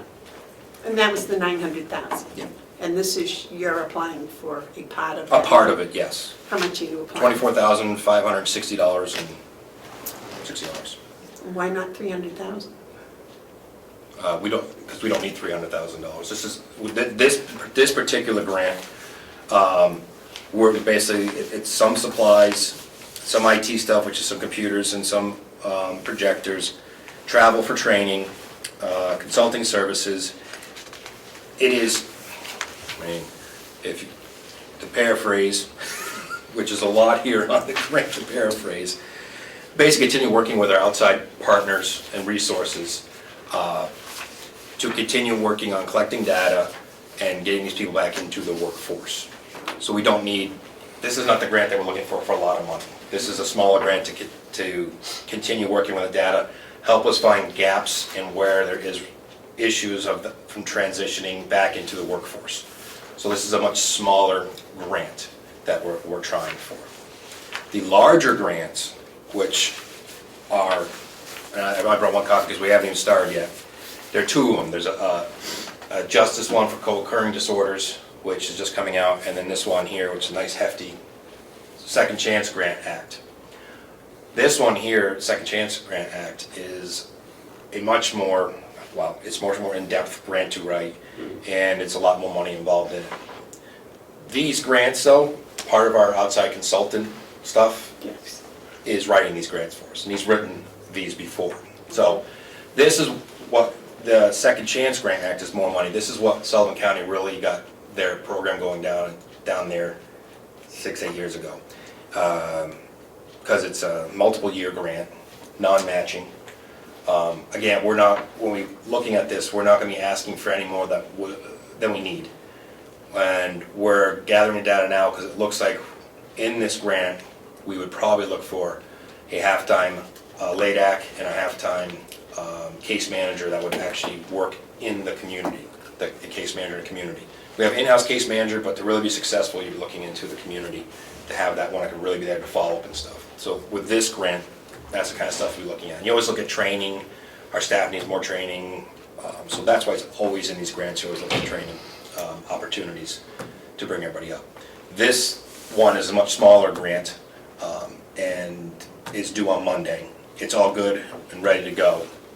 I can't guarantee we're going to get it, but we're hoping to give it a shot because we do hit a large part of Carroll County, and we have a large part that go right back into the workforce who need that transitional gap to be back into the workforce. That's why we are going for this grant.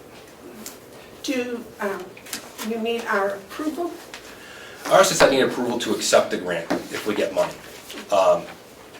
However you like to do it, so if you'd like to approve that, I can turn in on Monday if that's your pleasure, or you want me to turn in and wait and see if we get the grant, and then either way you have to vote as a board. I cannot accept money. The board must vote to accept grant money. Yes, sir. I think the better way to do it is if you have something that you bring to us, like, do we want to accept this money? That allows us to wrap it up after everything's been done, because at that point along the process, I'm going to be looking at grants that provide funding in the creation of a position. Whether or not we are in the position to, it's desirable for us to keep that position when the grant runs out. Yeah. So the best way to do it is to keep us apprised of, like you're doing. And I'm big for going for grants, you know, if we can get more money from grants, that's less money we have to go get from taxpayers. But I caution people in pursuing that. If you take on some grants, you actually are planting the seed for an inflated budget 3, 4, 5 years down the road. Well, and that's what we're And they come looking with at. restrictions. to Yes, and that's what we're looking at, is what's actually sustainable for the county. We're Right. not gonna go through a $300,000 grant, because it's not sustainable, that's one. Two, I don't know what you guys would like, but for me, any grant that's gonna be a matching grant, I think I would bring forward to Ken and the board first, because that does have an impact. Where these ones that there is no matching, I could bring to you afterwards, we're accepted this, and then go over and see what the other board feels. Okay. Yes, Mr. But the problem with that, not the problem, you gotta be careful with that if the grant that doesn't have matching funds creates a position Correct. that we get used to, and then it becomes a problem of disengagement. Another way to put it, you do have to look some gift horses in the mouth. Correct. And that's why I prefer you go be successful with the grant, bring it to us, and then we have the discussion whether we want it or not. Yep. All right. Do you have any questions for Jason? Do you? Yes. While he's here, can we talk about the drug court meeting we had? Yeah, I'd like to hear that. Well, Jason, would you like to discuss the drug court meeting with us? Oh, thanks. great. We met with Chief Justice Nadeau on Friday. She's coming next week to talk about the drug court. She's coming where to talk to? Here. To talk to us? To talk to the board. Nice, okay, good. I wasn't for this drug court. Jason wasn't, and I don't believe Commissioner Hounsell was looking forward to it. But after hearing the way the state is looking at this now, I'm more leaning towards wanting it to come here. And a couple reasons why. Brief history. The drug court first started, it was, you had to apply for federal grants, and then if you didn't get that, or once that ran out, then you apply for state grants, and it was a 50-50 match, unfunded, mandate by the state. So again, it was no as well too, because it only targets the high risk, high offenders, and we could do more in-house programs. So this has morphed and changed.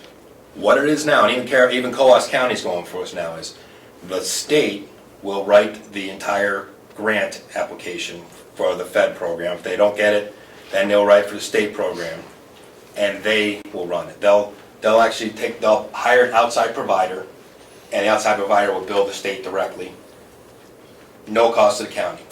And if money ever goes away, the county's not obligated to continue, Not unless we want to. unless you want it. But there's no obligation to continue, and Coos was dead set against as well too. The 3 commissioners finally told the county attorney, we're not going to get in the way of this because it's no cost to the county. The only thing to the county is some time, which is the county attorney's office to sit on a committee and probably sit from the jail once a week with these offenders that are in there. And you're talking like an hour. That's it. So the provider builds the state directly. All the work is done by the state. We don't have to do anything with it. But Ken, after hearing that, I was against it. That model I'm for, where it doesn't cost us anything and we don't have to sustain it unless we choose to. And again, Judge T. Nadeau said, if the court docket doesn't support, because they need about 8 people in a group, then they would not continue with the drug court here. So again, they would be trying it out to see what our numbers will look like, because there was concerns about numbers. There was concerns brought by Ken about transportation. They're looking into also partnering with somebody on transportation. There were some thoughts put out there about having 2 different areas for them to report for your analysis testing. So there's a lot of things that they would look at to help create some of the infrastructure we were worried about within their grant. Because one of the criteria is if your color is called, you got 2 hours to report. If somebody's in Conway and they don't have a vehicle, good luck, getting all the way down to the jail or down here. If someone's in Chatham and they do have a vehicle, good luck. Yeah. So even when Grafton County was rural as us, and they have had a drug court, they funded themselves, but now they're going with this route as well. And they're rural and able to do it. COAS, again, says now they're gonna do it. Again, they're managing the whole grant, the state. So what the Whole state process. said that they would do is they will contract with someone to draw the analysis in North Conway, and possibly one down in here, Wolfboro, Wakefield, to help these southern people get there within 2 hours. Yes, sir.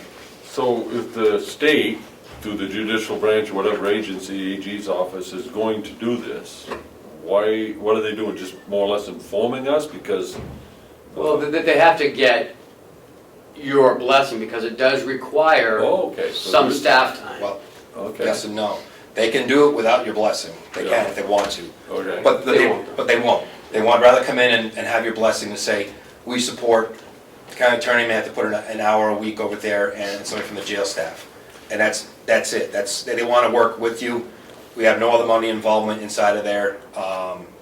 That's why she's coming to talk with you. Once we went through and heard it was, again, and I've said it on tape from the beginning, I was dead set against it because matching funds from this county was not going to work. But if they're gonna run it all, write all the grants, Okay. Could we have the county attorney and Jason attend the meeting with the judge? Sure.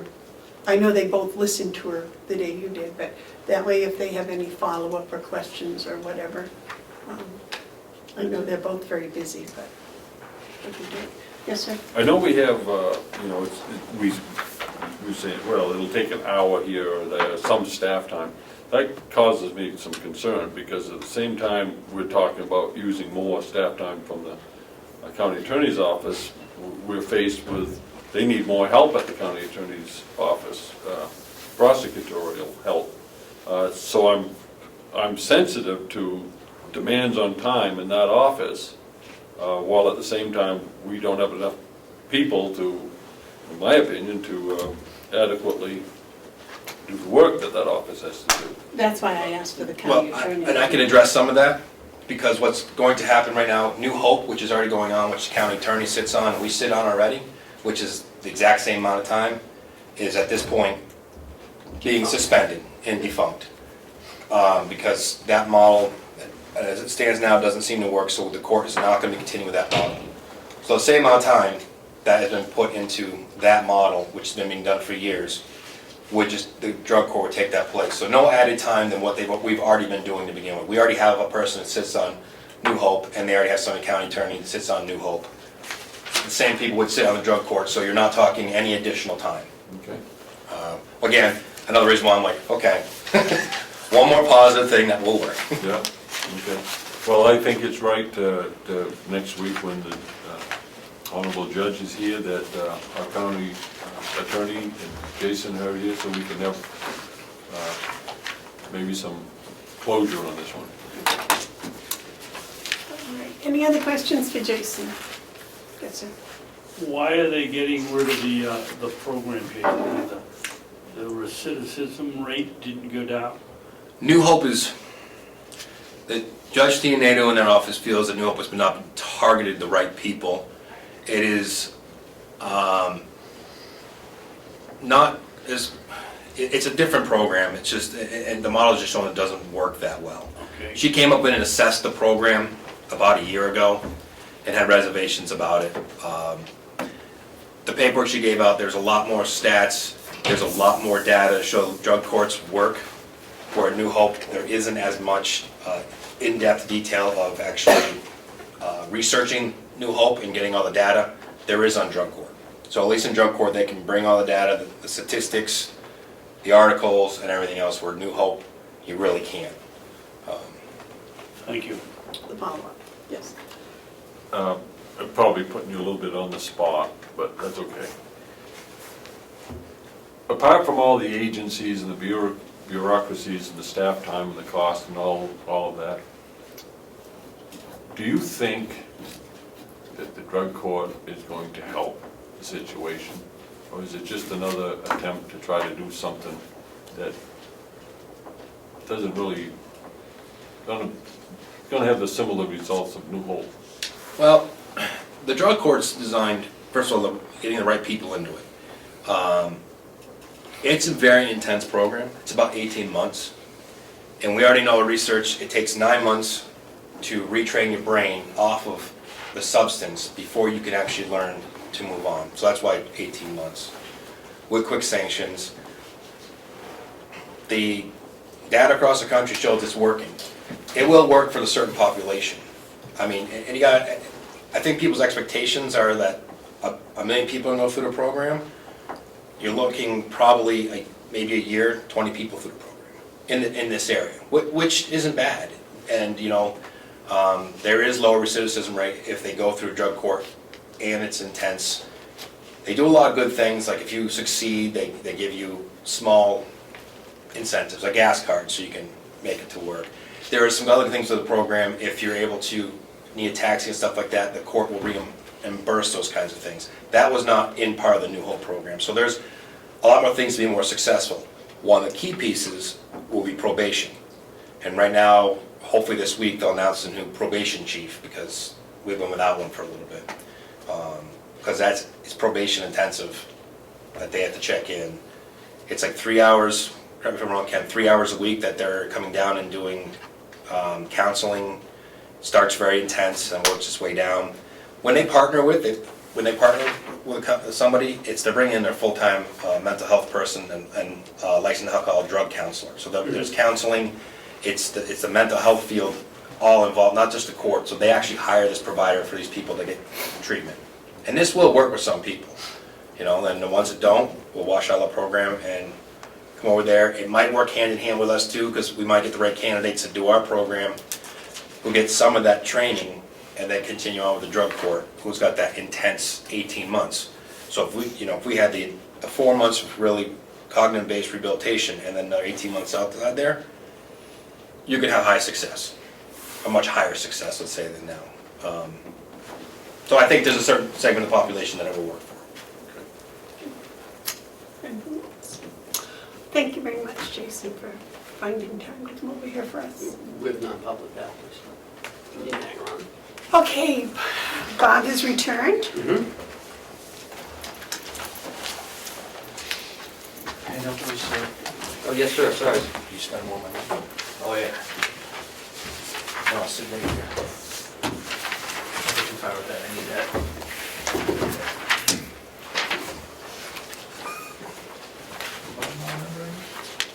No, that's the additional one.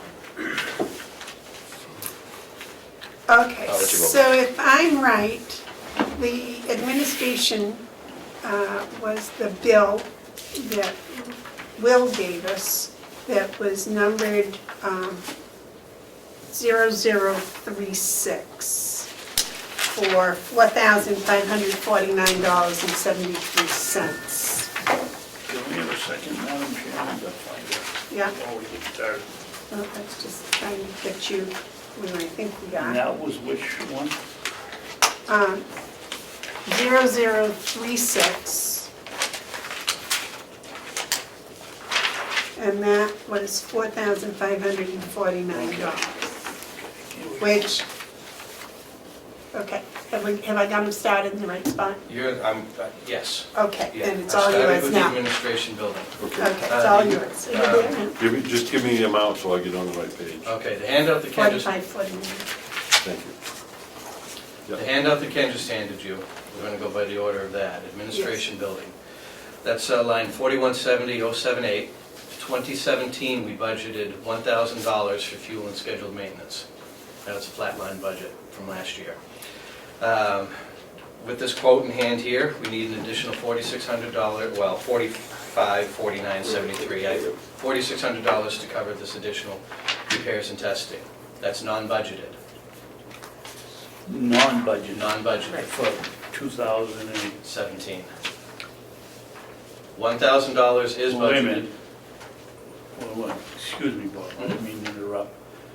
When you're saying 2017, you're talking about the budget that we've Yes, ma'am. Yes, put in the estimate. yes. Okay.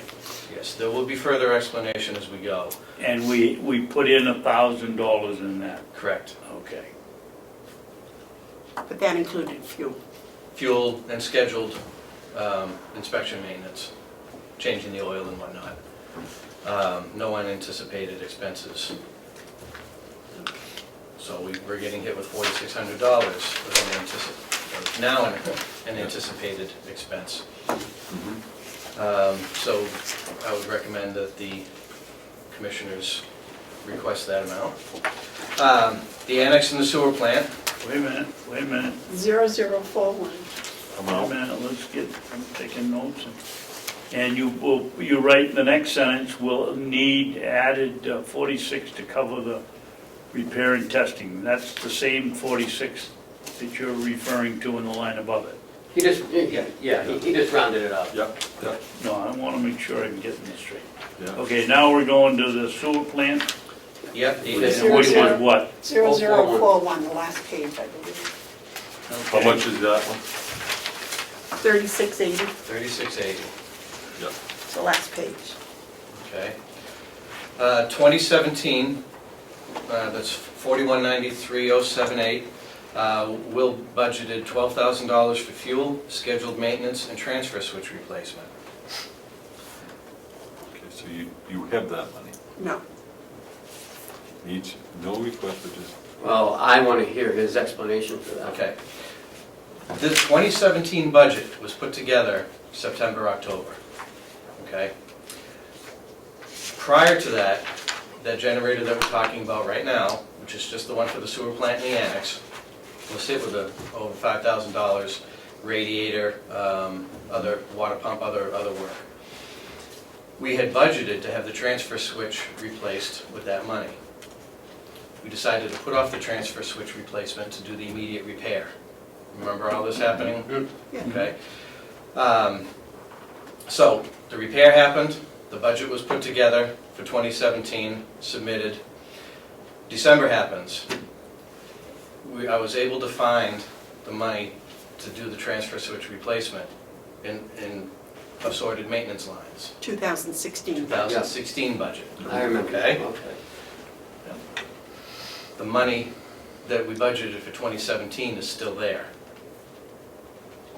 We're going to be asking for it back, giving it back essentially Friday Right, at the first subcommittee hearing. yeah, that's time. This is kind of fortuitous, actually, Yeah. that this is happening now. So, the money for those two, the annex sewer plant and Mountain View Communities repairs, is there. You don't have to make any requests for any money. Well, let's stick right with the annex. Okay, it's going to be the same explanation for the following. okay, Right. so you don't need any more money requested.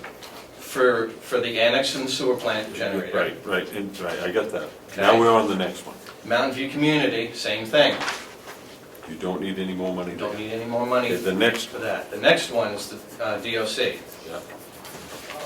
You need that one. Need that one. So you need $8,600.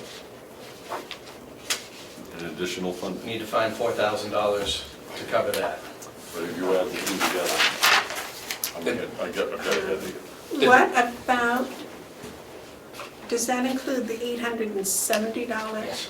And also the, $30.97. okay, so this is $30.97 plus $870. On the jail's end, I don't think we need to ask for any more. On my maintenance and repairs, we put in for things because it breaks down all the time, so I think my budget will support that, which I already have in there. That's the last one. Fine, jails, yeah. On So this sheet that I submitted to you, that's the last one. you said So we- you'd need the additional 4,000. Well, we need to find it. And you're saying, I'd say I don't think we need to budget any higher on my lines that I put in there for repairs and those kinds of things throughout the year. So, so you Put it can, on- so on it's just the, not on the generator expense, it'd be on our maintenance expenses. so actually on your budget, you would transfer some of that to Bob's budget. No, it would still be his budget, It's my generator. his generator. So you don't need the 4,000. And you're saying we'll need an additional 4,000, not correct, because he doesn't need 4,000. Right. All we need is 4,600. $4,600, this building's generator. And you've got the rest of the money in the budget to do it. Mhm. So you don't need us to approve what you already know you have to do anyways. Right. But you do need to have us support an additional $4,600 for This building. the administrative building. Correct. So we'll, So do we add that now, or do we wait and add it when we rework on the budget a little bit? I think we should make a motion to ask the delegation to include it officially as the commissioners. You made the motion, Commissioner Hounsell, I'll second it. Yes, ma'am, that's the way I would like it to go. You make the motion to support it, and on Friday, Okay, but that's different than the motion. The motion was to present it to the delegation. The request of the delegation. Or The subcommittee, the subcommittee. The delegation, however, we have to get it to the delegation to a subcommittee, but Yes, to the the subcommittee. procedural part is that we should make the request to the chairman of the delegation, and he can send it to whatever committee he wants to send it to. Well, excuse me, sir, during the subcommittee meeting that we have, we add and subtract as we go, and then they bring it to the delegation for a vote. That's how they're doing it Okay, this year. then that's how you do it here, then I will yield to your procedures. I just like to keep the chairmans of both committees informed, because it's up to them to spread the word to their members, and it's just cleaner, but if you've got a procedure that works, I wouldn't interrupt that.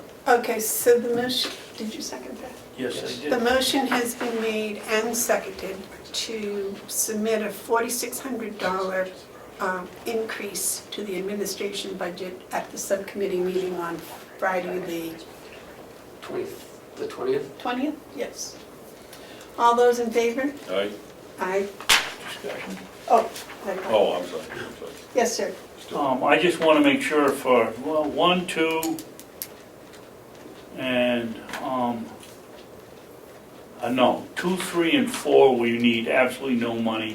The $4,600 is for, number 1. Correct. Okay, no discussion. Okay, any more? Anybody else? All those in favor? Aye? Thank you very much, Bob. If I had daisies today, I'd give you a daisy. Definitely a daisy for today. Thank you. Nice job. Jason, thank you very much for stepping forward to take care of your generator.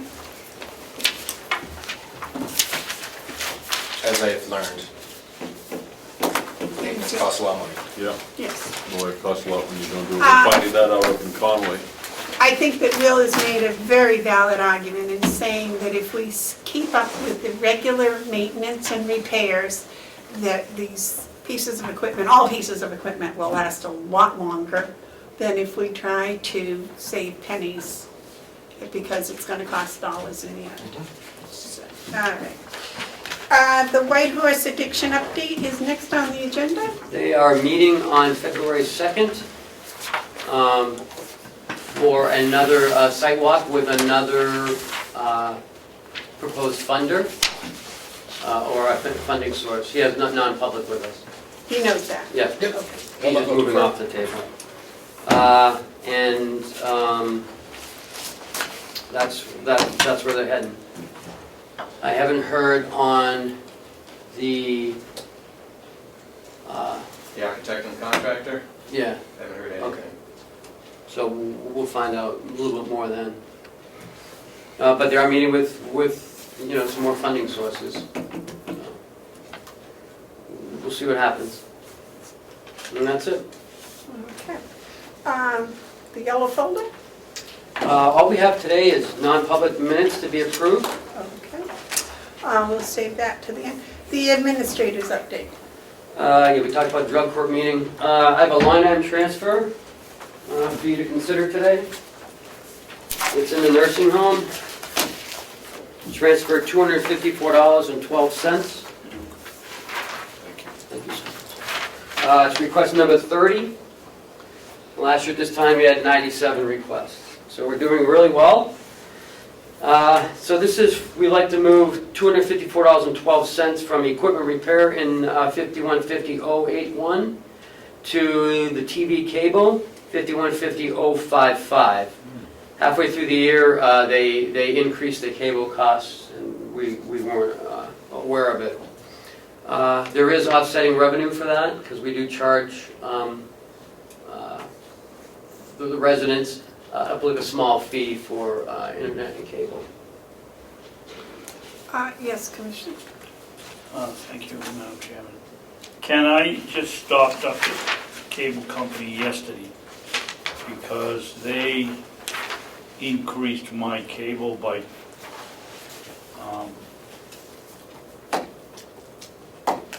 about $30 a month, and told me that the reason was my promotion had run out. I said, well, the promotion I got was 8 years ago at $112, and now you want $204. And I said, in 2 years when it went up then, they told me my promotion was ended. So I argued with them, and they finally took off $20 a month. Mhm. Has anybody called up and tried to squeeze them there? I set up the original contract. I'll be willing to squeeze them again. I don't like them. And I'm more than glad to call up and see if we can do anything on that. Okay. If the I'd board like to would like pay me this to bill, do it. though, Huh? and I have to run downstairs to get a new one. How No, often, we got- fixed it. how often do we get billed? Every month? Monthly. Okay, so we're taking $11,000, is that what we want? No, No, we're taking $254.12. 254. Oh, okay, To even that out. Right. and that would finish up December? Mhm. So the increase was 254? Mhm. I see. But it was from September or October, the increase. I think it went into effect October. But they don't get the telephone, they don't get the internet. Right, but is this- for the customers. This for the brings residents. us to zero Yeah. balance in Yep. 2016. Mhm. Okay, that's You need a what I want. motion, Ken? Yes, I do. I'll make the motion.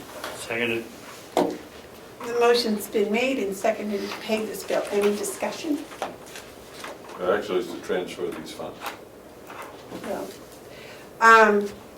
Okay, so we're going to transfer $254.12 from line item 35150.081 to line item 35150.055. All those in favor say aye. Aye? Aye. Okay, so you will take care of that at the, You should sign that one, send it over to him. he's changed it.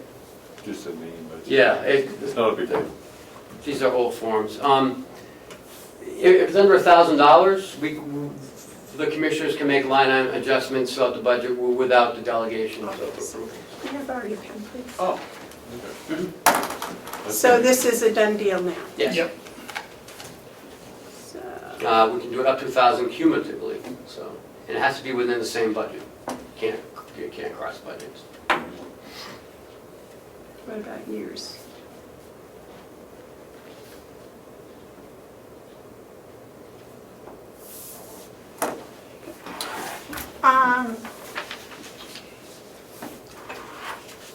Next on your agenda is the subcommittee meetings. Yes, ma'am.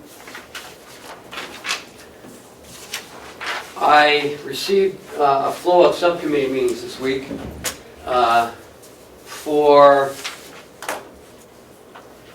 Friday. From Monday is the nursing home on the 23rd, and on the 30th, there's 3 meetings.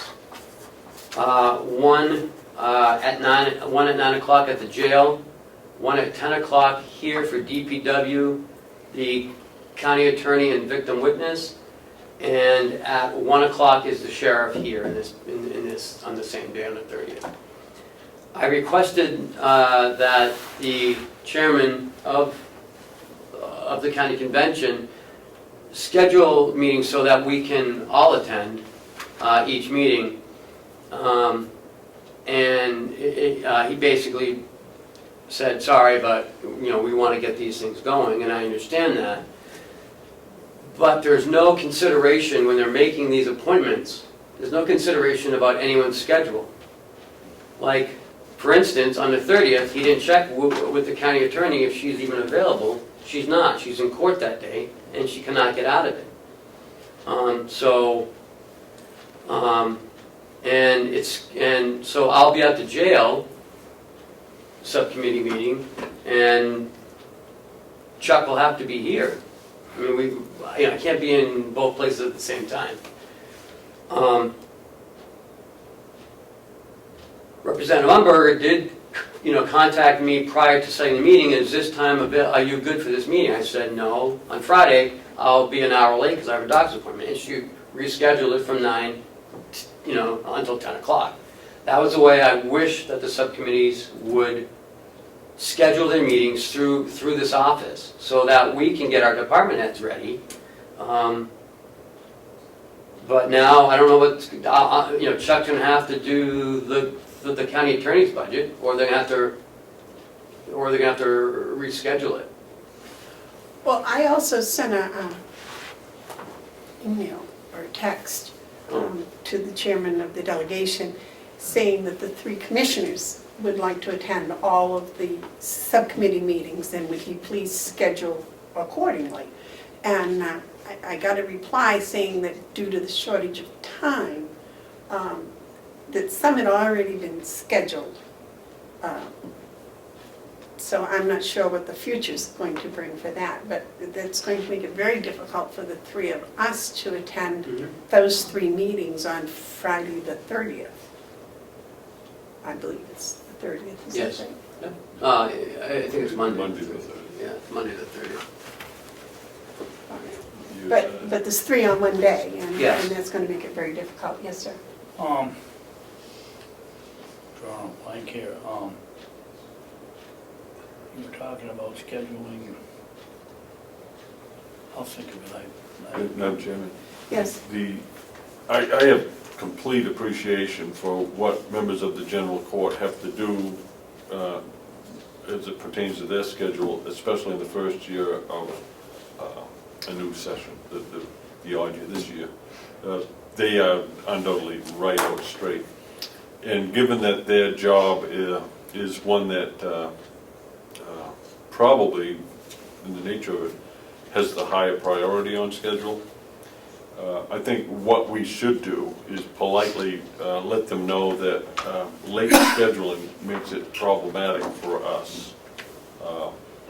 And if they could communicate with us, and I'm talking to the commission, I don't want to have Ken being the one that gets in on this. I think this is commissioners to delegation, that please be aware that we want to attend, we want to be able to fully represent the budget and the deliberations, but it's very difficult to do so given the lateness of those scheduled hearings. At least maybe that'll where their awareness that we are sensitive to their schedule, and maybe they can reciprocate a little bit more. I think the problem may have been that each subcommittee chairman was doing their own scheduling according to their subcommittee, and I don't think there was any coordination maybe by the chairman. Yes. the peanut butter just kicked in. In the RSA's, we have to give the budget to the delegation on December 1st. Mhm. They can't act, can they meet as a subcommittee and discuss it within 1 and 28 days, or do they have to wait the 28 days before they can even think about it? They can meet, they can't make any decisions on it. Okay, so I'm sorry that they feel they have a crunch. They've had 4 months, or will have had 4 months to get going. They didn't meet in December. They didn't meet. They haven't met yet in January. Yes, we've got to work together, but they have. If they want us there, they have to be considerate of us too. We have other things we have to do. I mean, I'm looking at the schedule, it looks like 70 days left so they have to pass the And budget. they had 4 months to start with. But they can only do Monday, Friday, so that narrows it I down. believe that they are free on Wednesdays now. No, No, I don't think so. No. No, that's the Mondays and weekday. Fridays are their windows.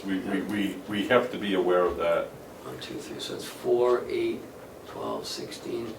So they don't really have 18, 19 days to make, to make it, and I understand that. but the point is, they could have started December 2nd if they wanted to. Well, yes, They but, just set the committees up last week, why, we're not responsible. well, for woulda, that. coulda isn't gonna solve the problem. The problem we have now is trying to attend all of the subcommittee meetings. Right. And maybe if from here forward, they find, we express our concerns that we know they're busy and we know it's a crunch and we know they have 16 days left, but could they please kind of coordinate their meetings at least 3 hours apart? And- 3 hours apart would be sufficient, wouldn't it? Yeah, Probably except for the nursing home. Yes. What I'm going to do is I'm going to communicate myself, represent myself, saying that it is my full intention to go to as many of these subcommittee meetings as I can. But please do not interpret my absence as disinterest. I may not be able to fit my schedule into yours. That's how I have to approach it, because I can see where this is headed. And I just, if they schedule a meeting, that's when they schedule the meeting. I'll do my best to get there. And that's the way it has to be. the only concern I have is because, Michaela is new, and she won't even be there. So now I Well, don't, that's hers to deal with. That's Well, hers to deal with. yeah, We, I'll have to deal with that. Yes. The real issue is Ken and Chuck are really the ones that have developed the budgets, and they have to be at these. One of them has to be at each meeting, and if they're meeting all at one time, we're stuck. well, I think they'll sort it out, though. I Yeah. think when they see this, they'll have to have another meeting, and they'll start seeing. Well, I think they all plan on at least 2 meetings, right? Yeah, So that's what I'm Nursing saying, homes from is- here forward, Yeah. maybe if you want, I can send another letter to the chairman and ask him if he could try to coordinate.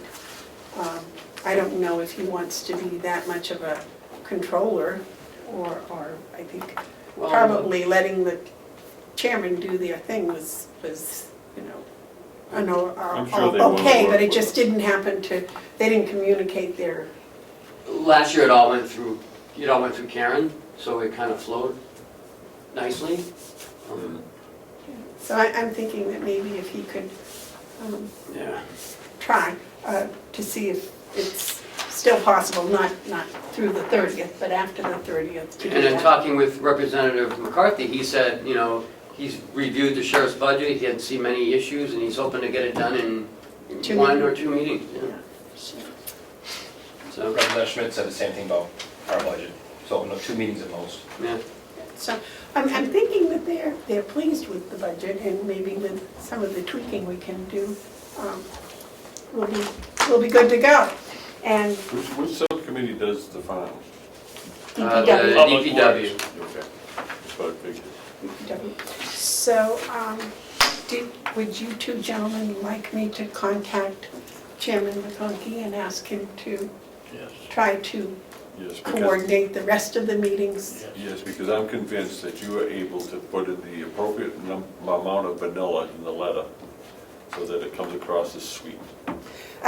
Well, because, you see, Ken crafts them and drafts them. and I would like all 3 of you there, that would be Yeah. really great for me anyways. I really want to go to them, I really do, and I'm going to do what I can to come Friday. I haven't even looked at my schedule, but So to try to coordinate them at least no more than 3 hours apart. I mean, no less than 3 hours as apart. I understand it right now, the 20, what is it, the 23rd that's a new one to me. That's the nursing Nursing home. home. Okay, That's at 9 o'clock okay, or 9:30. all right, so I Nine. need to do that. It's tough, but I I'm gonna do what I can to get to that one. And Friday, I think I can get to that one. The 30th, I'm all set. Are there any others that we know of yet? As of right now, no. Are there other committees, or how many Yes. committees? There are other committees? They haven't scheduled the registered deeds yet. I'm not too worried about that. And I guess that's it. Registered deeds and, no, deeds is with the jail. Jail. I don't know why they did that, Okay. but, okay, Any other, no ma'am. okay, any commissioner updates? Yes, there's one there. I was going to mention, in the past, we've always had a liaison from the Board of Commissioners to the different departments. If all three of us are going to attend the subcommittee meetings, is there still a necessary requirement to have this liaison? You know, Mr. Hounsell, Commissioner Hounsell was talking about having some department head discussions. Is that correct? And maybe if each department had a commissioner assigned to it, in those department head discussions, possibly the commissioner could act as a Conduit? kind of a friendly mentor or, You're talking having a liaison? no, I'm talking about when you have those meetings, you weren't planning on having them in front of the commissioners, were you? What meetings you talk about with the? Yeah. Department heads? Yeah, Oh, yeah. the department heads in here with Ken and us, and so we can talk over some personnel items. So who's going to be the, oh, okay, all It'll be right, I got three of it. us, so we're all on the Okay. same, we get the same report. I can understand the efficiency of having liaisons to different departments, I certainly can. But at the same time, I don't want that to be interpreted that commissioner who is not a liaison to a particular department doesn't still have access and responsibilities that come with the office. I wouldn't abdicate my authority to a liaison. So, I'm not a big fan of liaisons.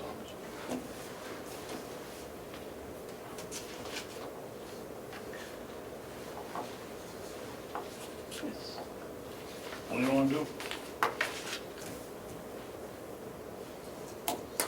I'd actually like to think about it a little bit and Okay. think what exactly the liaison would do, because I was kind of under the impression that was Ken's job. But, I think all of you should be involved in all the buildings. not well, just that's it, one. like we all go to do the inspection at the jail. Is there any other physical things we have to do like that? Sometimes you have to take me out to lunch, but other than that, that's all I know. Yeah, well, that's Babson's job. Yeah, good luck Yeah, on that's that. usually called the last meal. Well, then forget it, I don't want to go. Well, why don't we just postpone it for a week or so and think about it? Think about And it. I like have mulling I have things. another one. I like mulling Yes, sir. things over. The next one was move meetings to Thursday. I think that was a specific meeting, Ken, and we're having, the one we would add to move would entail having solar gardens here and somebody else. And so Amanda and I would like to go to another meeting off campus for agriculture, and so they come to find out they have a second day on the following Thursday, so we can do that. Oh, okay. Come here and All right. I don't know what you're talking It's about. a meat and poultry day. Meat and I'd like to poultry go to day? that one. Yeah, would you like to go to meat and poultry? I don't know what that, I like chicken. You like to eat it, you don't like to raise them, do you? Oh, no, they're nasty. No, you're not invited. It So has that nothing was to do- it, that was gonna be from the 25th to the 26th, we worked around it. Okay. We'll go to Durham on the 26th. It's a county extension thing. Oh, cool. So we don't want to move the meetings till Thursday. Wednesday seems good. Any other commissioner updates? Okay, so you said everything in the yellow folders for non-public? Yeah, it's assigning the non-public minutes. Would you like to read us into non-public? Did you read mine? Because I had to change one of them. Okay. Madam Chairman, could we take a break, and you want me to read this first or after? Yes, and then John can break up his Okay, good point. I'll make a motion. Excuse me, did you want to do any public input before we Oh, I'm close? sorry. public input. Good, I guess not. No public Okay. input. I'll make a motion that we go into non-public session 1, 2, 3, 4, and 5. Number 1 being RSA 91A 3(2) parentheses B, the hiring of any person as a public employee. Session 2, union update mediation. This is a non-meeting, so we don't even have to take minutes. And 4, where is 3 is go?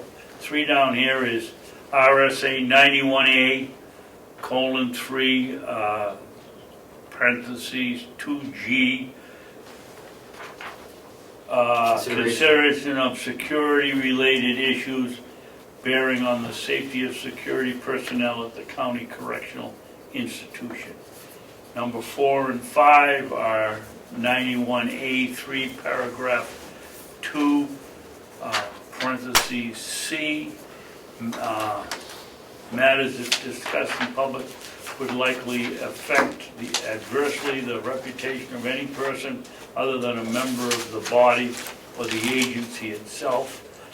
Please correct session 3 to be 91A3 2 parentheses G.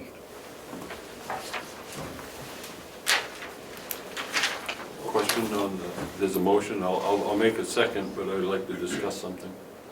All right, motion's been made and seconded to go into non-public discussion. On sessions 3, 4, and 5, and I guess it would be 5, it refers to a particular individual. Has that individual been notified that they are going to be the subject of a conversation in non-public? Then I don't believe the law allows us to go into non-public and to speak of this, about this individual until that person is notified that we're going to be doing so, because they have a right to be in attendance if they're being talked about.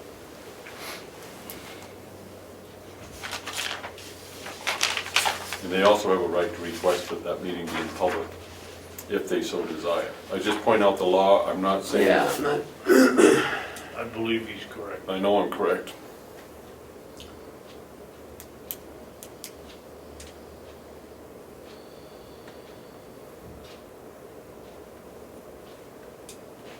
okay.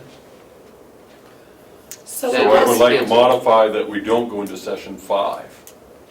If we could have the motion reflect that we're not going into session 5, then I'm fine. If we vote to go into session 5, I will leave the room. I won't participate in that one.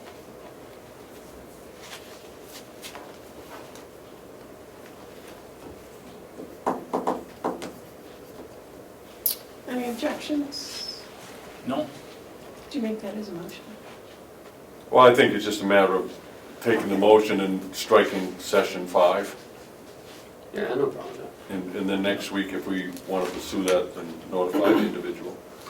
All right, so we're going to take No, we I have to make vote a on that. motion that we make a 10-minute No, we recess. gotta We're gonna vote vote on on We have to roll vote on roll call. the motion. Oh, goodness. Commissioner Hounsell? Yes. Commissioner Bevard? Yes. Commissioner Babson? Yes. We're not public. Now I make a motion that we go into a You don't have to 10-minute wait. recess. You just declare a recess. You got the boss, you're the boss. We're done. We're not going to do any more public today.